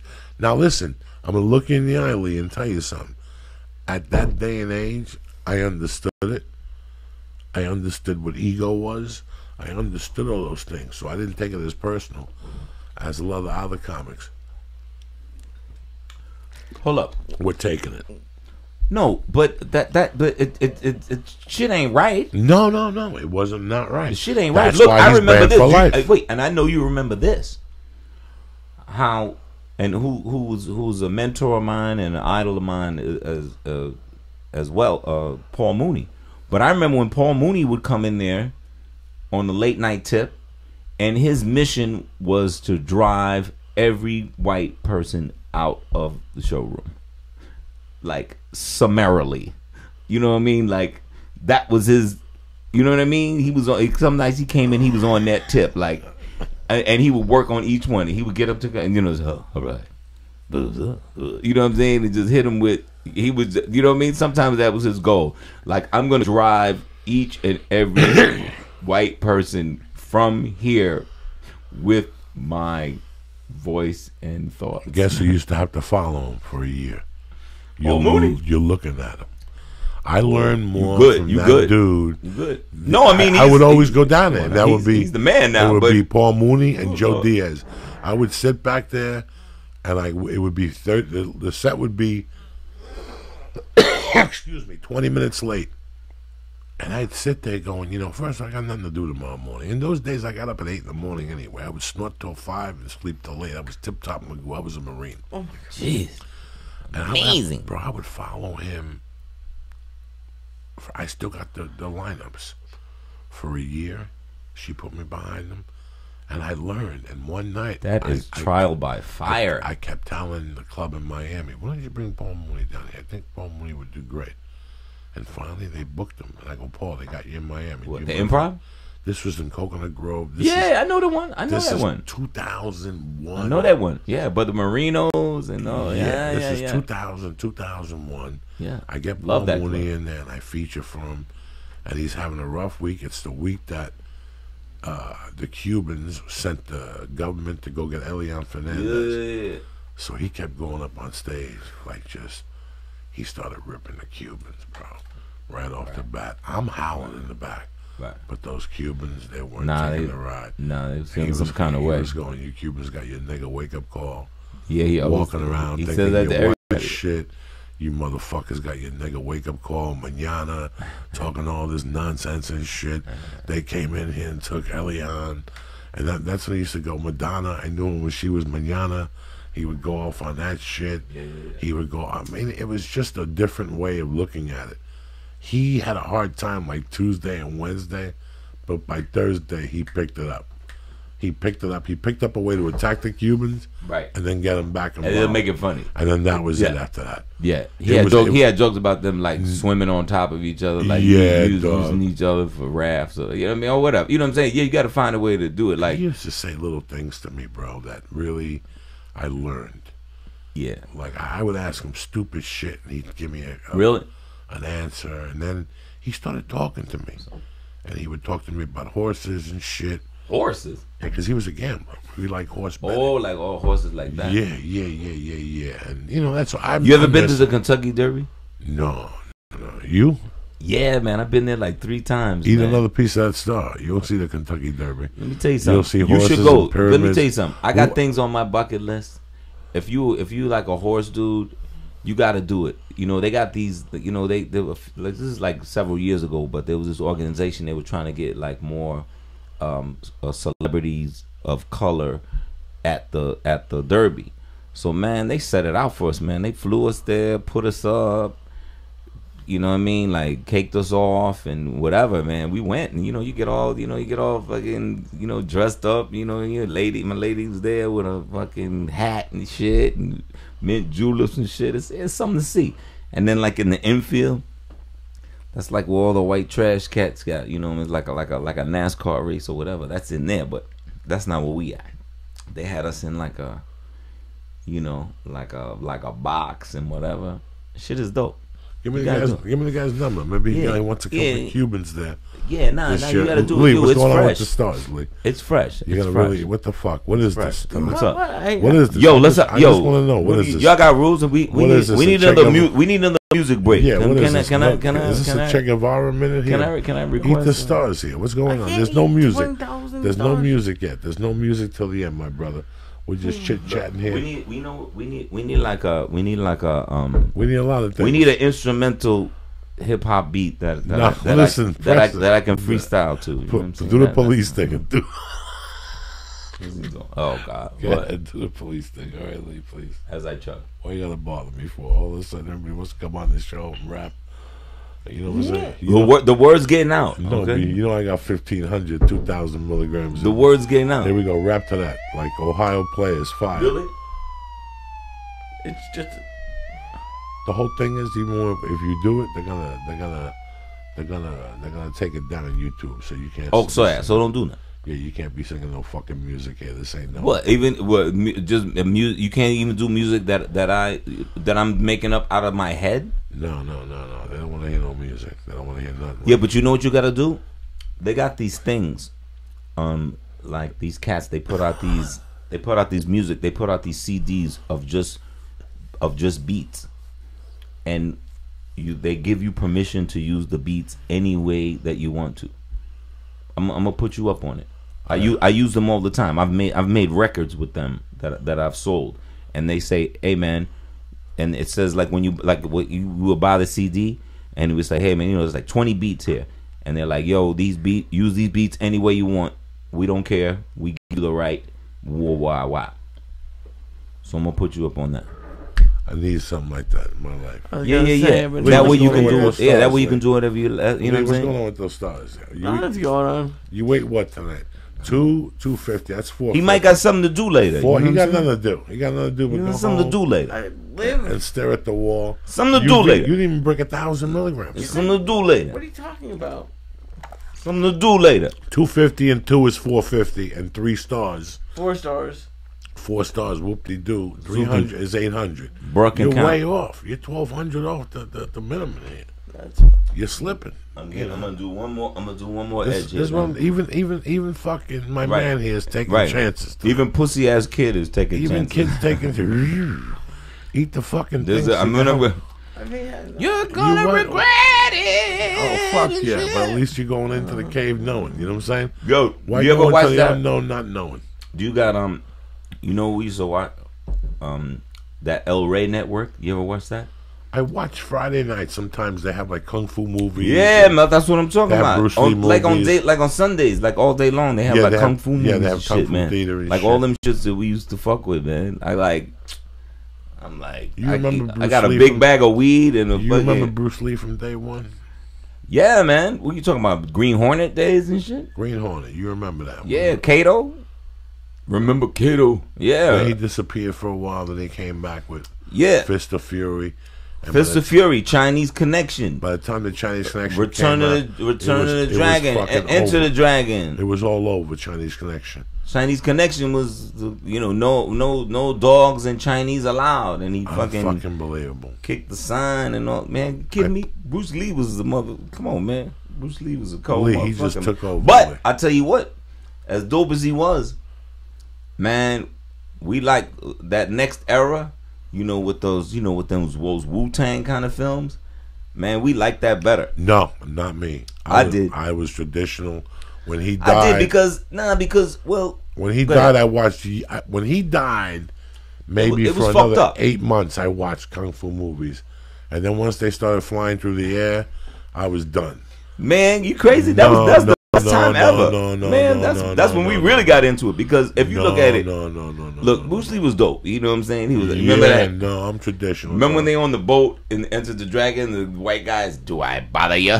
Yeah, doing that And then, shit. yeah, and and then Bruce he makes is him like- go out in the fucking rap. Bruce Lee's like, don't waste yourself. Like, Bruce Lee was dope, but trust me, when you got to 5 Deadly Venoms and Master Killer and all that Wu-Tang and 36 Chamber and all that, man, I really like those movies, man. I went to see one of those Because they got all the corny, hokey drama shit. This was the shit, Lee. I go to Jersey City to watch one of those fucking movies. By this time, I had retired fully from kung fu movies, and I don't remember which one it was. I get the bus, I get off, Lee. 10 minutes into the movie, they're chasing the Chinese guy, and I loved it. I was in, and all of a sudden, he's running with this thing that must weigh 300 pounds. It's a treasure chest. Okay, I've been there. I picked up a safe one time and ran out of a fucking place. Wasn't no fucking yardage of running, but I carried it for a few feet. Adrenaline's a motherfucker. You wasn't Bob Hayes with it. He gets to a fucking mountain. They're chasing him. He looks up at the mountain, Lee, and he goes like this with the safe. Whew. He throws it up into the air, and then he jumps, lands on the mountain, and grabs the gold out of the air. I got up, put my popcorn down, and that was the end of my kung fu theater. No. How sad was that? See, let me tell you something. That's how sad it was. I'll tell you when I made a comeback. When I got arrested, when the warrant got released for me, November 18th, 1987, against my best judgment. My buddy had to do from Detroit. That was crazy. He goes, go home. I didn't go home. I told him I was going to go home. I didn't tell nobody where I was going. I rented Above the Law. Lethal Weapon was out, and I would see that shit. I wouldn't watch that shit. And that was the first time I watched a martial arts film. Was Above the Law. From Anybody seen Richie? No, that was the one before that. Which shit. one was that? That's Anybody the one- seen Richie? Bobby Lupo. Anybody seen what Richie did to Bobby Lupo? Where's Bobby Lupo? Who shot Bobby? Huh? That's the one when he's a New York Anybody guy. seen Richie? The Chinese guy Styx is in it. But that was the first. Bobby Lupo. Oh, no, I'm lying to you. Code of Silence with Chuck Norris, 83, with Dennis Farina, Garbage Men, God, Dennis Cops Farina been around Undercover. forever, man. That was one of his first movies. Dennis Farina got old money, man. No, Dennis Farina was got Midnight. Remember Midnight Run? 87, but before that, Dennis Farina showed up in Code of Silence, and there was Thief, 81. He was one of the fucking Bad Guys. Check it out, Lee Syatt. IMDb, Dennis Farina. See what his first film was. It was a Chicago movie. It was either like the first. Dennis Farina. Wait. You know what we were talking about before? Wait, let's go back because I wanted to ask about He also had that show from Chicago on NBC with Andrew Dice Clay. He did that, but then he did Law and Order too, right? He did a season on that. But so I was going to ask That you, was like 20. somebody like that, like you act with somebody like that. Thief was his first movie. What the fuck you think you're dealing with? What's the second movie? Do you want TV movies or real movies? What was the second film? Wait, what they list? Code of Silence. Who the fuck? No, you think I'm a fucking amateur from Johnny 28th You're Street? expert on Dennis Farina. Then he came back with Midnight Run in '87, which to me, the best commercial mobster ever to fucking in a film. I've said it once, I said it 1,000 times. Rick Ramos. Better than Robert De Niro in Analyze This? Better than Robert De Niro until you see Robert De Niro in fucking Goodfellas, you know, shit like that. But Wait, I like wait. him. Well, we was talking about this before. Like you acted with him. Yes. I was asking you something like what's like how you know what I'm saying? Okay, Like so how the heavy? first Sometimes time the interviewer gets interviewed. Like, Okay. The first time I did Analyze That, I thought they kept saying your scene might be with De Niro. They have not decided yet. okay. And then a week before I shot, they said, no, your scene's with Anthony Lampaglia. I go, perfect. Right. So when I was there for 2 days. But they had 2 cameras going. They had A and B. Was it out here? No, Jersey. Right. In Soprano neighborhood, right there. In the cut.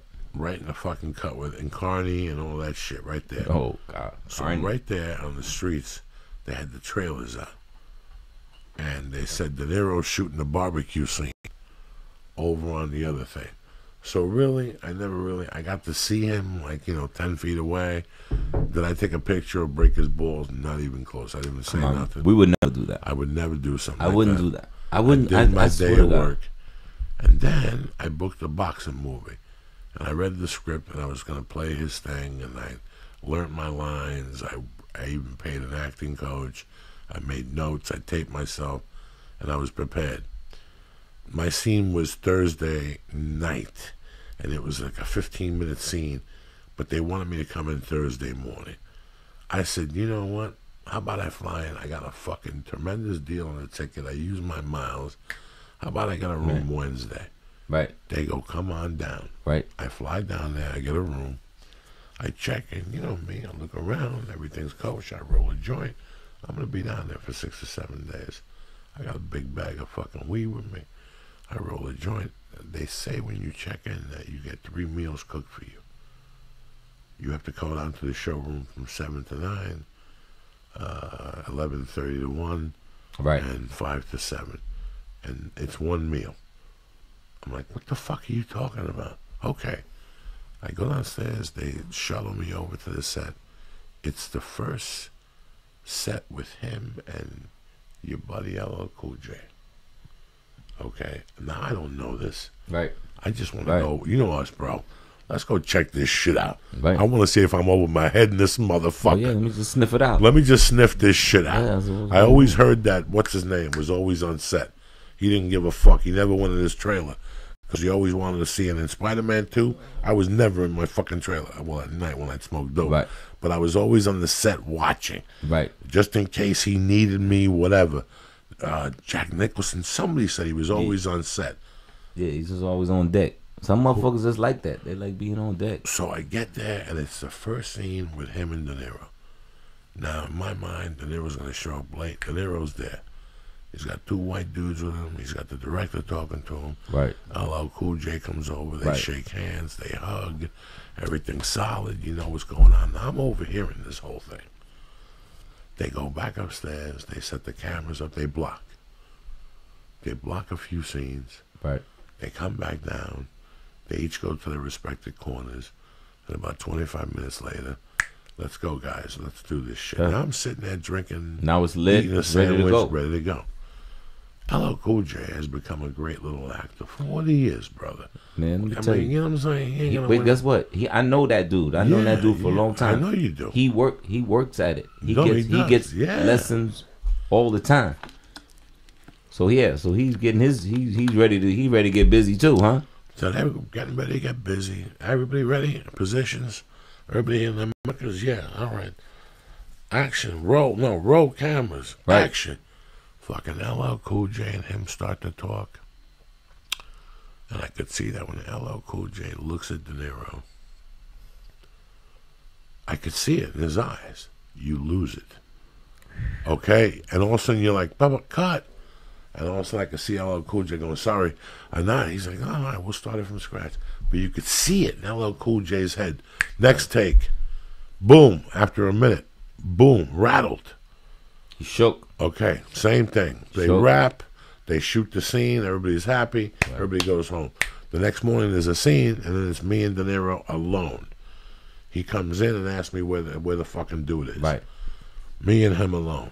Same thing, but they Same. took dude out. Right, so now it's me and him. I'm sitting. I don't have to do dick, bro. Right. All I got to do is sit like this, laying back like I'm watching TV, and I'm reading the newspaper. And he asked me a question, and I fucking answer him. I got on the set at 8. De Niro shows up about 9:15, whatever. They're shooting other shit. They shoot me at about 11 o'clock. About 11 o'clock, he comes over, shakes my hand, introduces himself. I say hello. He asked me if I'm Italian. I'm Cuban. Wow, I had a Cuban friend. He was a lot darker than you. Blah, blah, blah, blah, blah, blah. Right. Very lighthearted. He goes, Right. do you want to rehearse? Shooting the shit. Like, you like, yo, Bob De Niro shooting the shit with me? I Like, can't right. say nothing. I don't say nothing. He Right. walks away.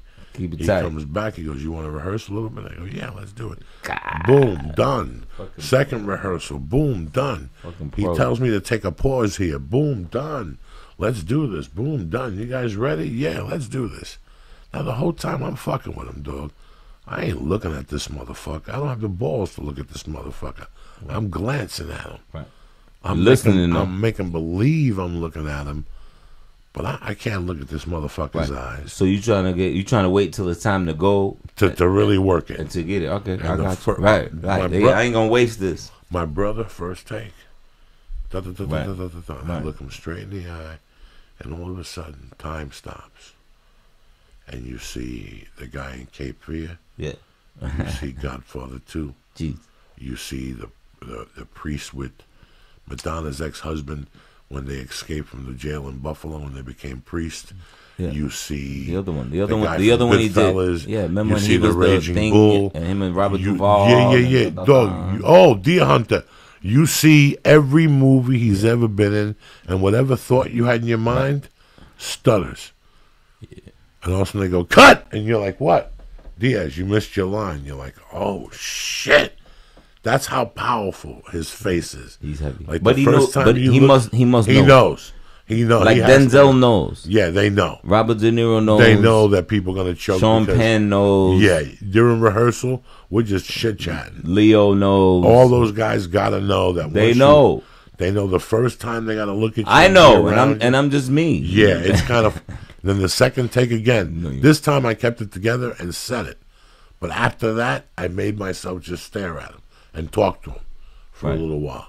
And I kept seeing, the guy from So right. The So maybe Devil. what you're saying is you wish you put eyes on him before, like got that over with. No, it wouldn't have mattered.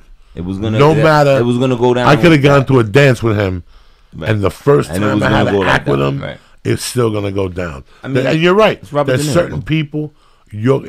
Somebody mentioned to me once they did a scene with Denzel in the movie, and we were talking about something, and he goes, "Dog, there's nothing worse than a Denzel stare down." You're gonna lose. No. He goes, your whole body just stops. Yeah. He goes, the first 2 times because it's Just Denzel. hold on. It's Den fucking Zell. How many movies you still do every year, dog? You know what I'm saying? Like, look, Denzel. Right. I mean, it's Denzel. No, but I'm I'm saying asking you, my brother. me? You're still doing movies? Yeah, I mean, no, you do not stand-up, nearly as much. But you're doing but music. You're Yeah, on I mean- tour.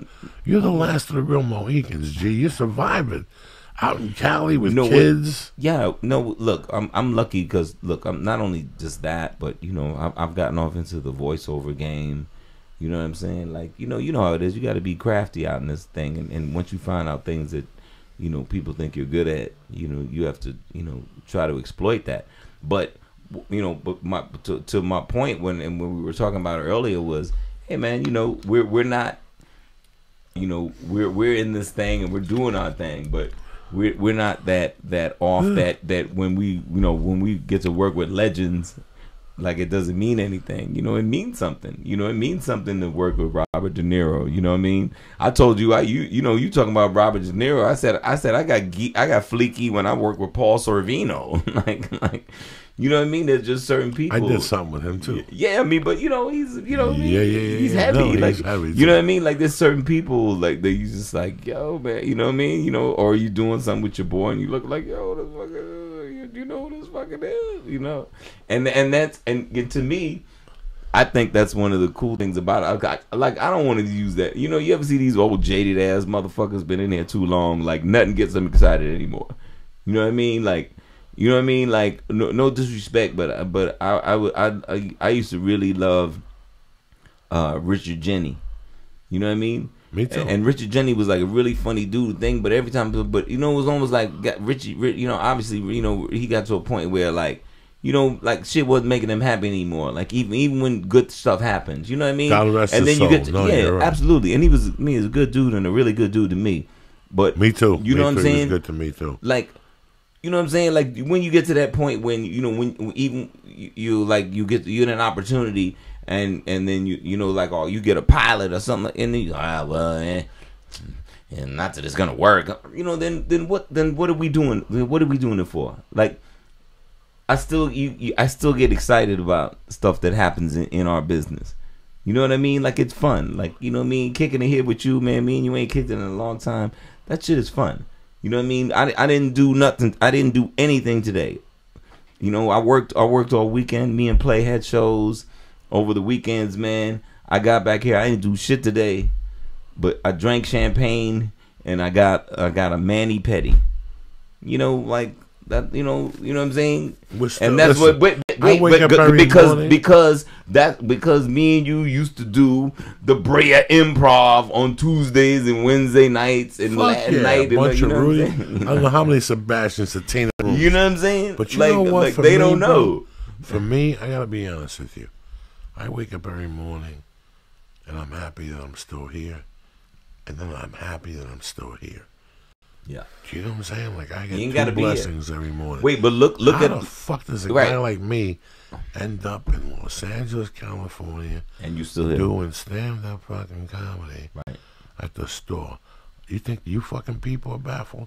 I'm baffled. Wait, and what you talking about? Look, and people think and I don't want me like not loving the Comedy Store or whatever like that. I don't want anybody to get it twisted. I don't want anybody to get it twisted like it's not a prestigious place. Lee, Syatt, do we not have talks at clubs I just don't dude, like? I'm telling you. And I don't want to say any names. Paulie's my dude. Nothing, yeah, I know you and Paulie. Paul my dude. Nothing wrong with that. And there's nothing, and if you really think, I mean, that place is one of the preeminent places. Look, but this is where we came, because this is the stuff at its highest level. It's the Comedy Store. It's the Laugh Factory. It's the Improv. And there's improvs dotted all around here. And there's cool rooms. Somebody does something cool. My man, Adam Hunter. I've been out of town, but he been trying to get me to come over there. They're at the Dime.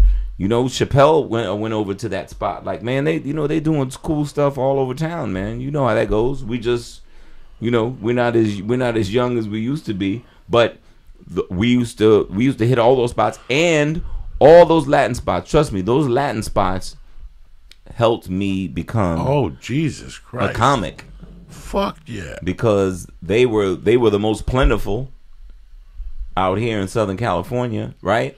Do they still exist? Are they still man? They still. You know what? No, I still do stuff with Robert Zapata. Sebastian, I haven't done something for Rudy in a minute, but yeah, I mean, God, how many times, I haven't spoke to him in a minute, but Rick Martinez, God, I used to do shit with, I do 2-3 joints with him a week. Is he still around? I think he kind of, I see him at the store from time to time on a Saturday night. Yeah, he does something from time man, to time. Look, man, God bless those Latin dudes that was The hustling. hustle. No, They was hustling always. so that we could, you know, you talking Yeah. about when, you trust me. Making a living. Like you said, when shit was low. You know Yeah, what I mean? man. You need that 50. That was You cash need that money. 75. And these guys would Put have that 40, right in. Yeah, that's that money. That's that money you put in the gas to get back the fuck to L.A. They would have 40, 50 Do that people show in there. Whittier. I used to do a bowling alley. Whittier, So Alhambra, bowling alley in Whittier. fucking, I mean, you name it, people. You know what I'm saying? And I was just glad to get Sunday it. Kid from through Kid and Thursday. Play in a bowling alley in Whittier. Sunday And I'm through doing it. Thursday, every fucking week. And I'm going to do it. You were out there doing 2 Mexican gigs. It didn't matter. And you drive anywhere, Lee. Tortillas. We get stoned. We see Felipe, Willie, Garcia. We see fucking people every goddamn week. And then you end up either at the Improv, the store. It was just fucking a different, you know, and I wish at times I still had the stamina It is. You're right to about stay that. out You're right about that. 5 nights a week. You're right about that. And You know work what on it is? But, yeah, material. but guess what? You know, we got to take advantage of it. Like, you know, like on the Lyft or Uber tip. Like, you know what I'm saying? Because we don't got to drive no more. You know what I'm saying? But you're right. Even that, it's hard to have the energy. Because you used to hit, like, come on now. You used to hit like 4 or 5 spots a night.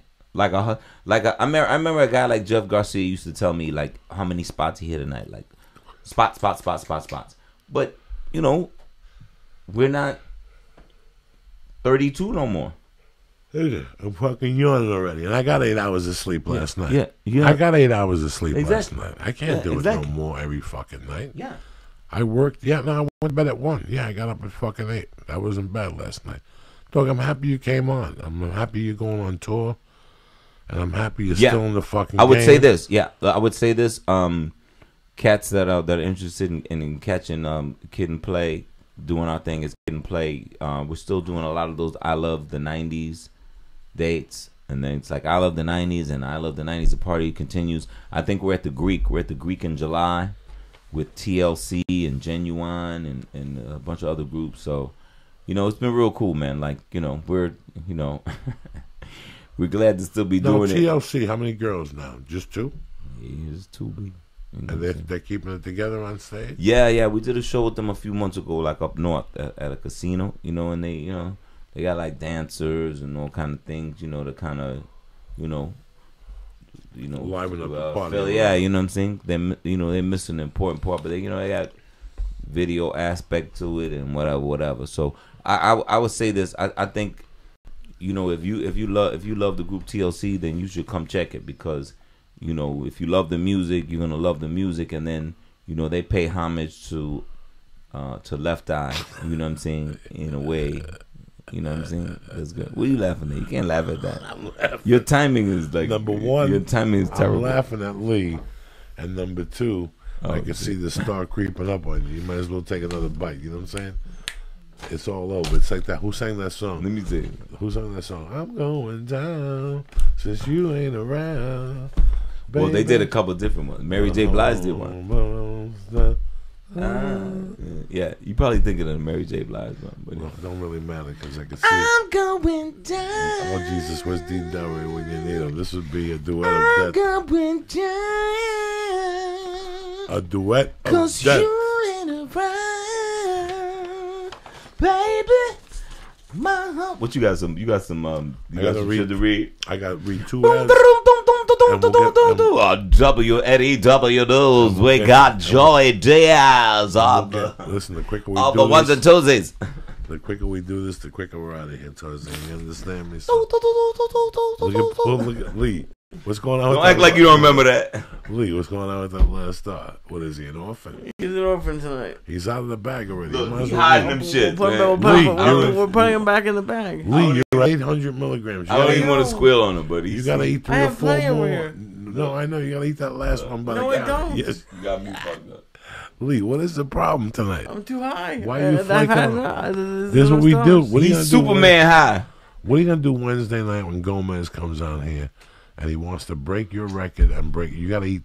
You're gonna have to eat 2,500 milligrams on Wednesday night. You're gonna need some We'll fake see. We'll go gummies. star for star and Thank see what God happens. for Star One for fucking hooking us up tomorrow. You understand me, Lee? You're gonna have to eat fucking 2,500 milligrams on Wednesday night. Are you prepared for this? I'm trying to prepare you. No You one's think I'm a prepared bad for guy? that. You think I'm a bad guy here? You got like 4 more stars to eat just to put you in that level to prepare you for Wednesday night here. I'm just trying to help you out. I appreciate it. You do what you need to do, but I would eat that last star. There's about There's about 6 or 7 more in here. You could eat those down in 2 fucking handfuls. Look, I got my stuff. I'll take fucking 3 or 4 more. No. What do you think? I'm a fucking half a fucking soldier here and shit. Look at smell this. When you smell the bag, it says tell Lee to eat this. I smelled it. There's a when fortune in here. It punched me in the nose. All right, number 1. You know I love you motherfuckers always, okay? You got 2 options. I didn't know what was going on with me, but I got to be honest with you. I started working with Dollar Shave Club about 18 months ago, and I still use their razors. And you know what? I still have the handle. We stopped working with them, and I continue using their products. I was out of the shave butter, but you know what I'm saying? I still use the blades. You know why? Because they make sense, and they're fucking tremendous. I love it, and I made the smarter choice by going with Dollar Shave Club. Now, Dollar Shave Club is the smarter choice. Get a great shave at a great price, conveniently delivered. You ready? Delivered right to your door. It's an awesome life hack and no-brainer choice. You no longer have to schlep to the store to buy cheap disposable razors. Delivered! That, no, knock it off. That give you a cheap shave. Spend a fortune on razors with gimmicky shaving tech you don't need. And when I use my DSC executive razor with the Dr. Carver's shave butter, forget about it. The blade gently slides, giving me a much smoother shave. Listen, if you're not using Dr. Carver's shave butter, you don't even understand how great this stuff is. It's transparent and more precise shave and helps prevent ingrown hairs. And it's delivered. That's right, and it fights razor humps. You too can make the smarter choice by joining Dollar Shave Club right now. And I'm going to tell you what I'm going to do for you.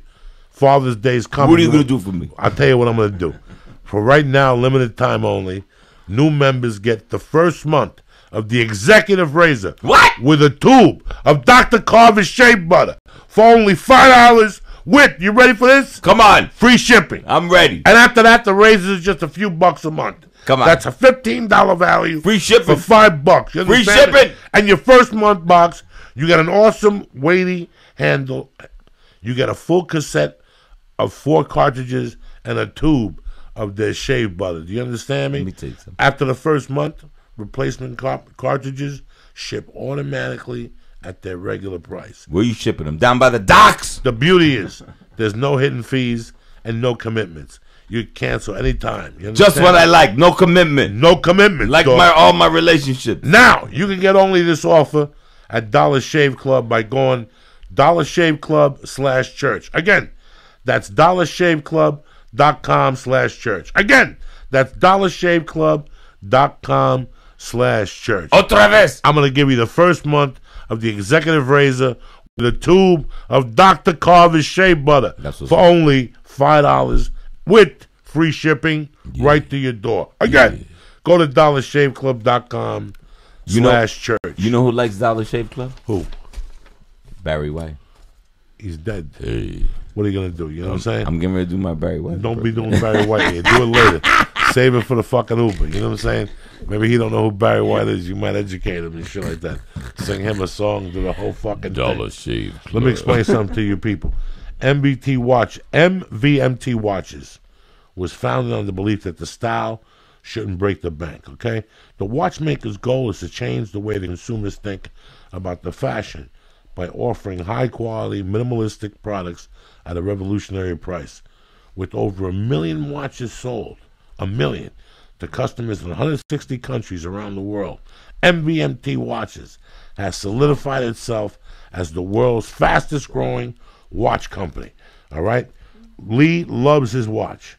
I've seen people compliment Lee on his black watch. It is beautiful. It is. He's beautiful. had it, no problems at all. It's still ticking. It feels good on him. He enjoys it. People compliment him. What are you going to do? And this is how you get started, all right? This was a company designed by 2 broke college kids that wanted to wear stylish watches but couldn't afford them. So they started their own watch company. And they started with grassroots, just like us. You know what I'm saying? YouTube, podcast, radio, etc. This is what I'm going to do for you. Movement watches start at $95. Now, these same watches at a department store, you're looking at $400 to $500. Movement figured out that by selling online, they were able to cut out the middleman and the retail market, providing the best possible price. You got classic designs, you got quality construction, and you got styled minimalism.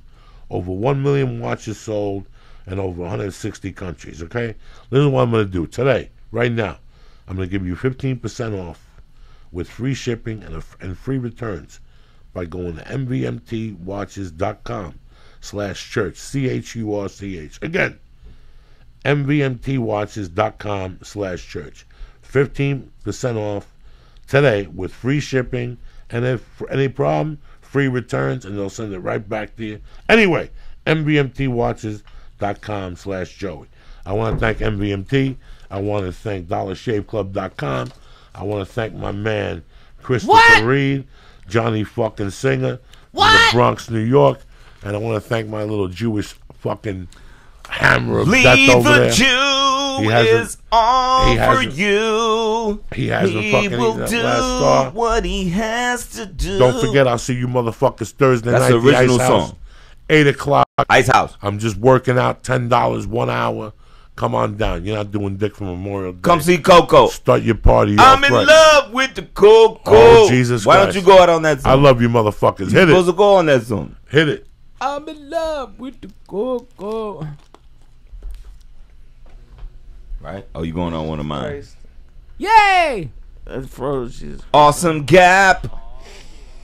Awesome Gap.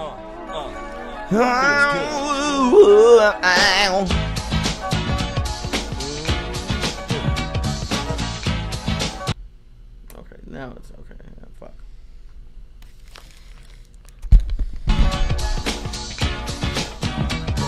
The time has come to enjoy myself. I've left my problems up on the shelf. The workday's over and I got it made. Like Johnny Kemp said, I just got paid and I'm ready to mingle. Young man, single and free, ready to get busy.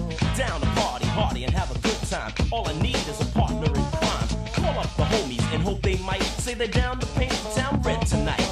Look in the closet and pull out the hype gear. Hook up the high top fade and I'm out of here. To a disco or a party of some kind. Hope that I would find myself a good time. Before I'm through and the night is done, man, I'm gonna have fun. Ain't gonna hurt nobody. We're just dancing, y'all. Ain't gonna hurt nobody. Out there on the floor. Ain't gonna hurt nobody. We're just dancing, baby. Ain't gonna hurt nobody. Gonna give you more. Oh, yeah,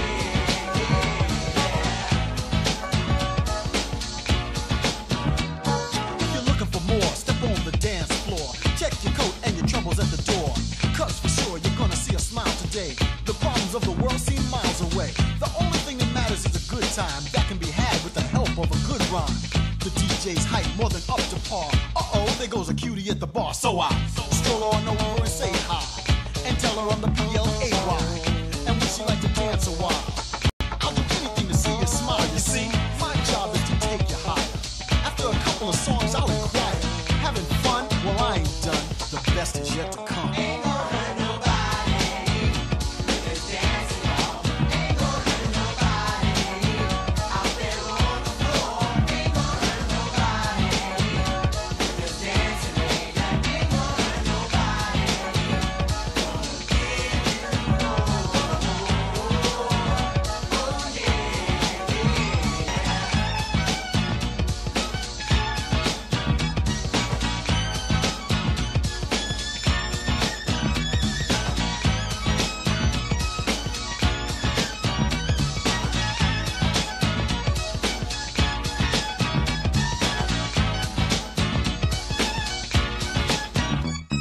The music's hype, and if it's alright with you, I wouldn't mind spending the rest of the night with you. No kidding, babe, we can make some noise. You and your girls, and me and my boys. Just feeling right, a night filled with pleasure. We can take it slow with no pressure. Enough respect. You won't regret. This'll be a night you won't soon forget. Yeah,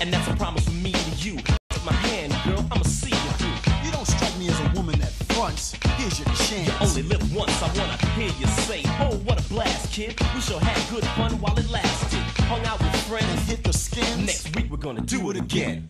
Again. Ain't no one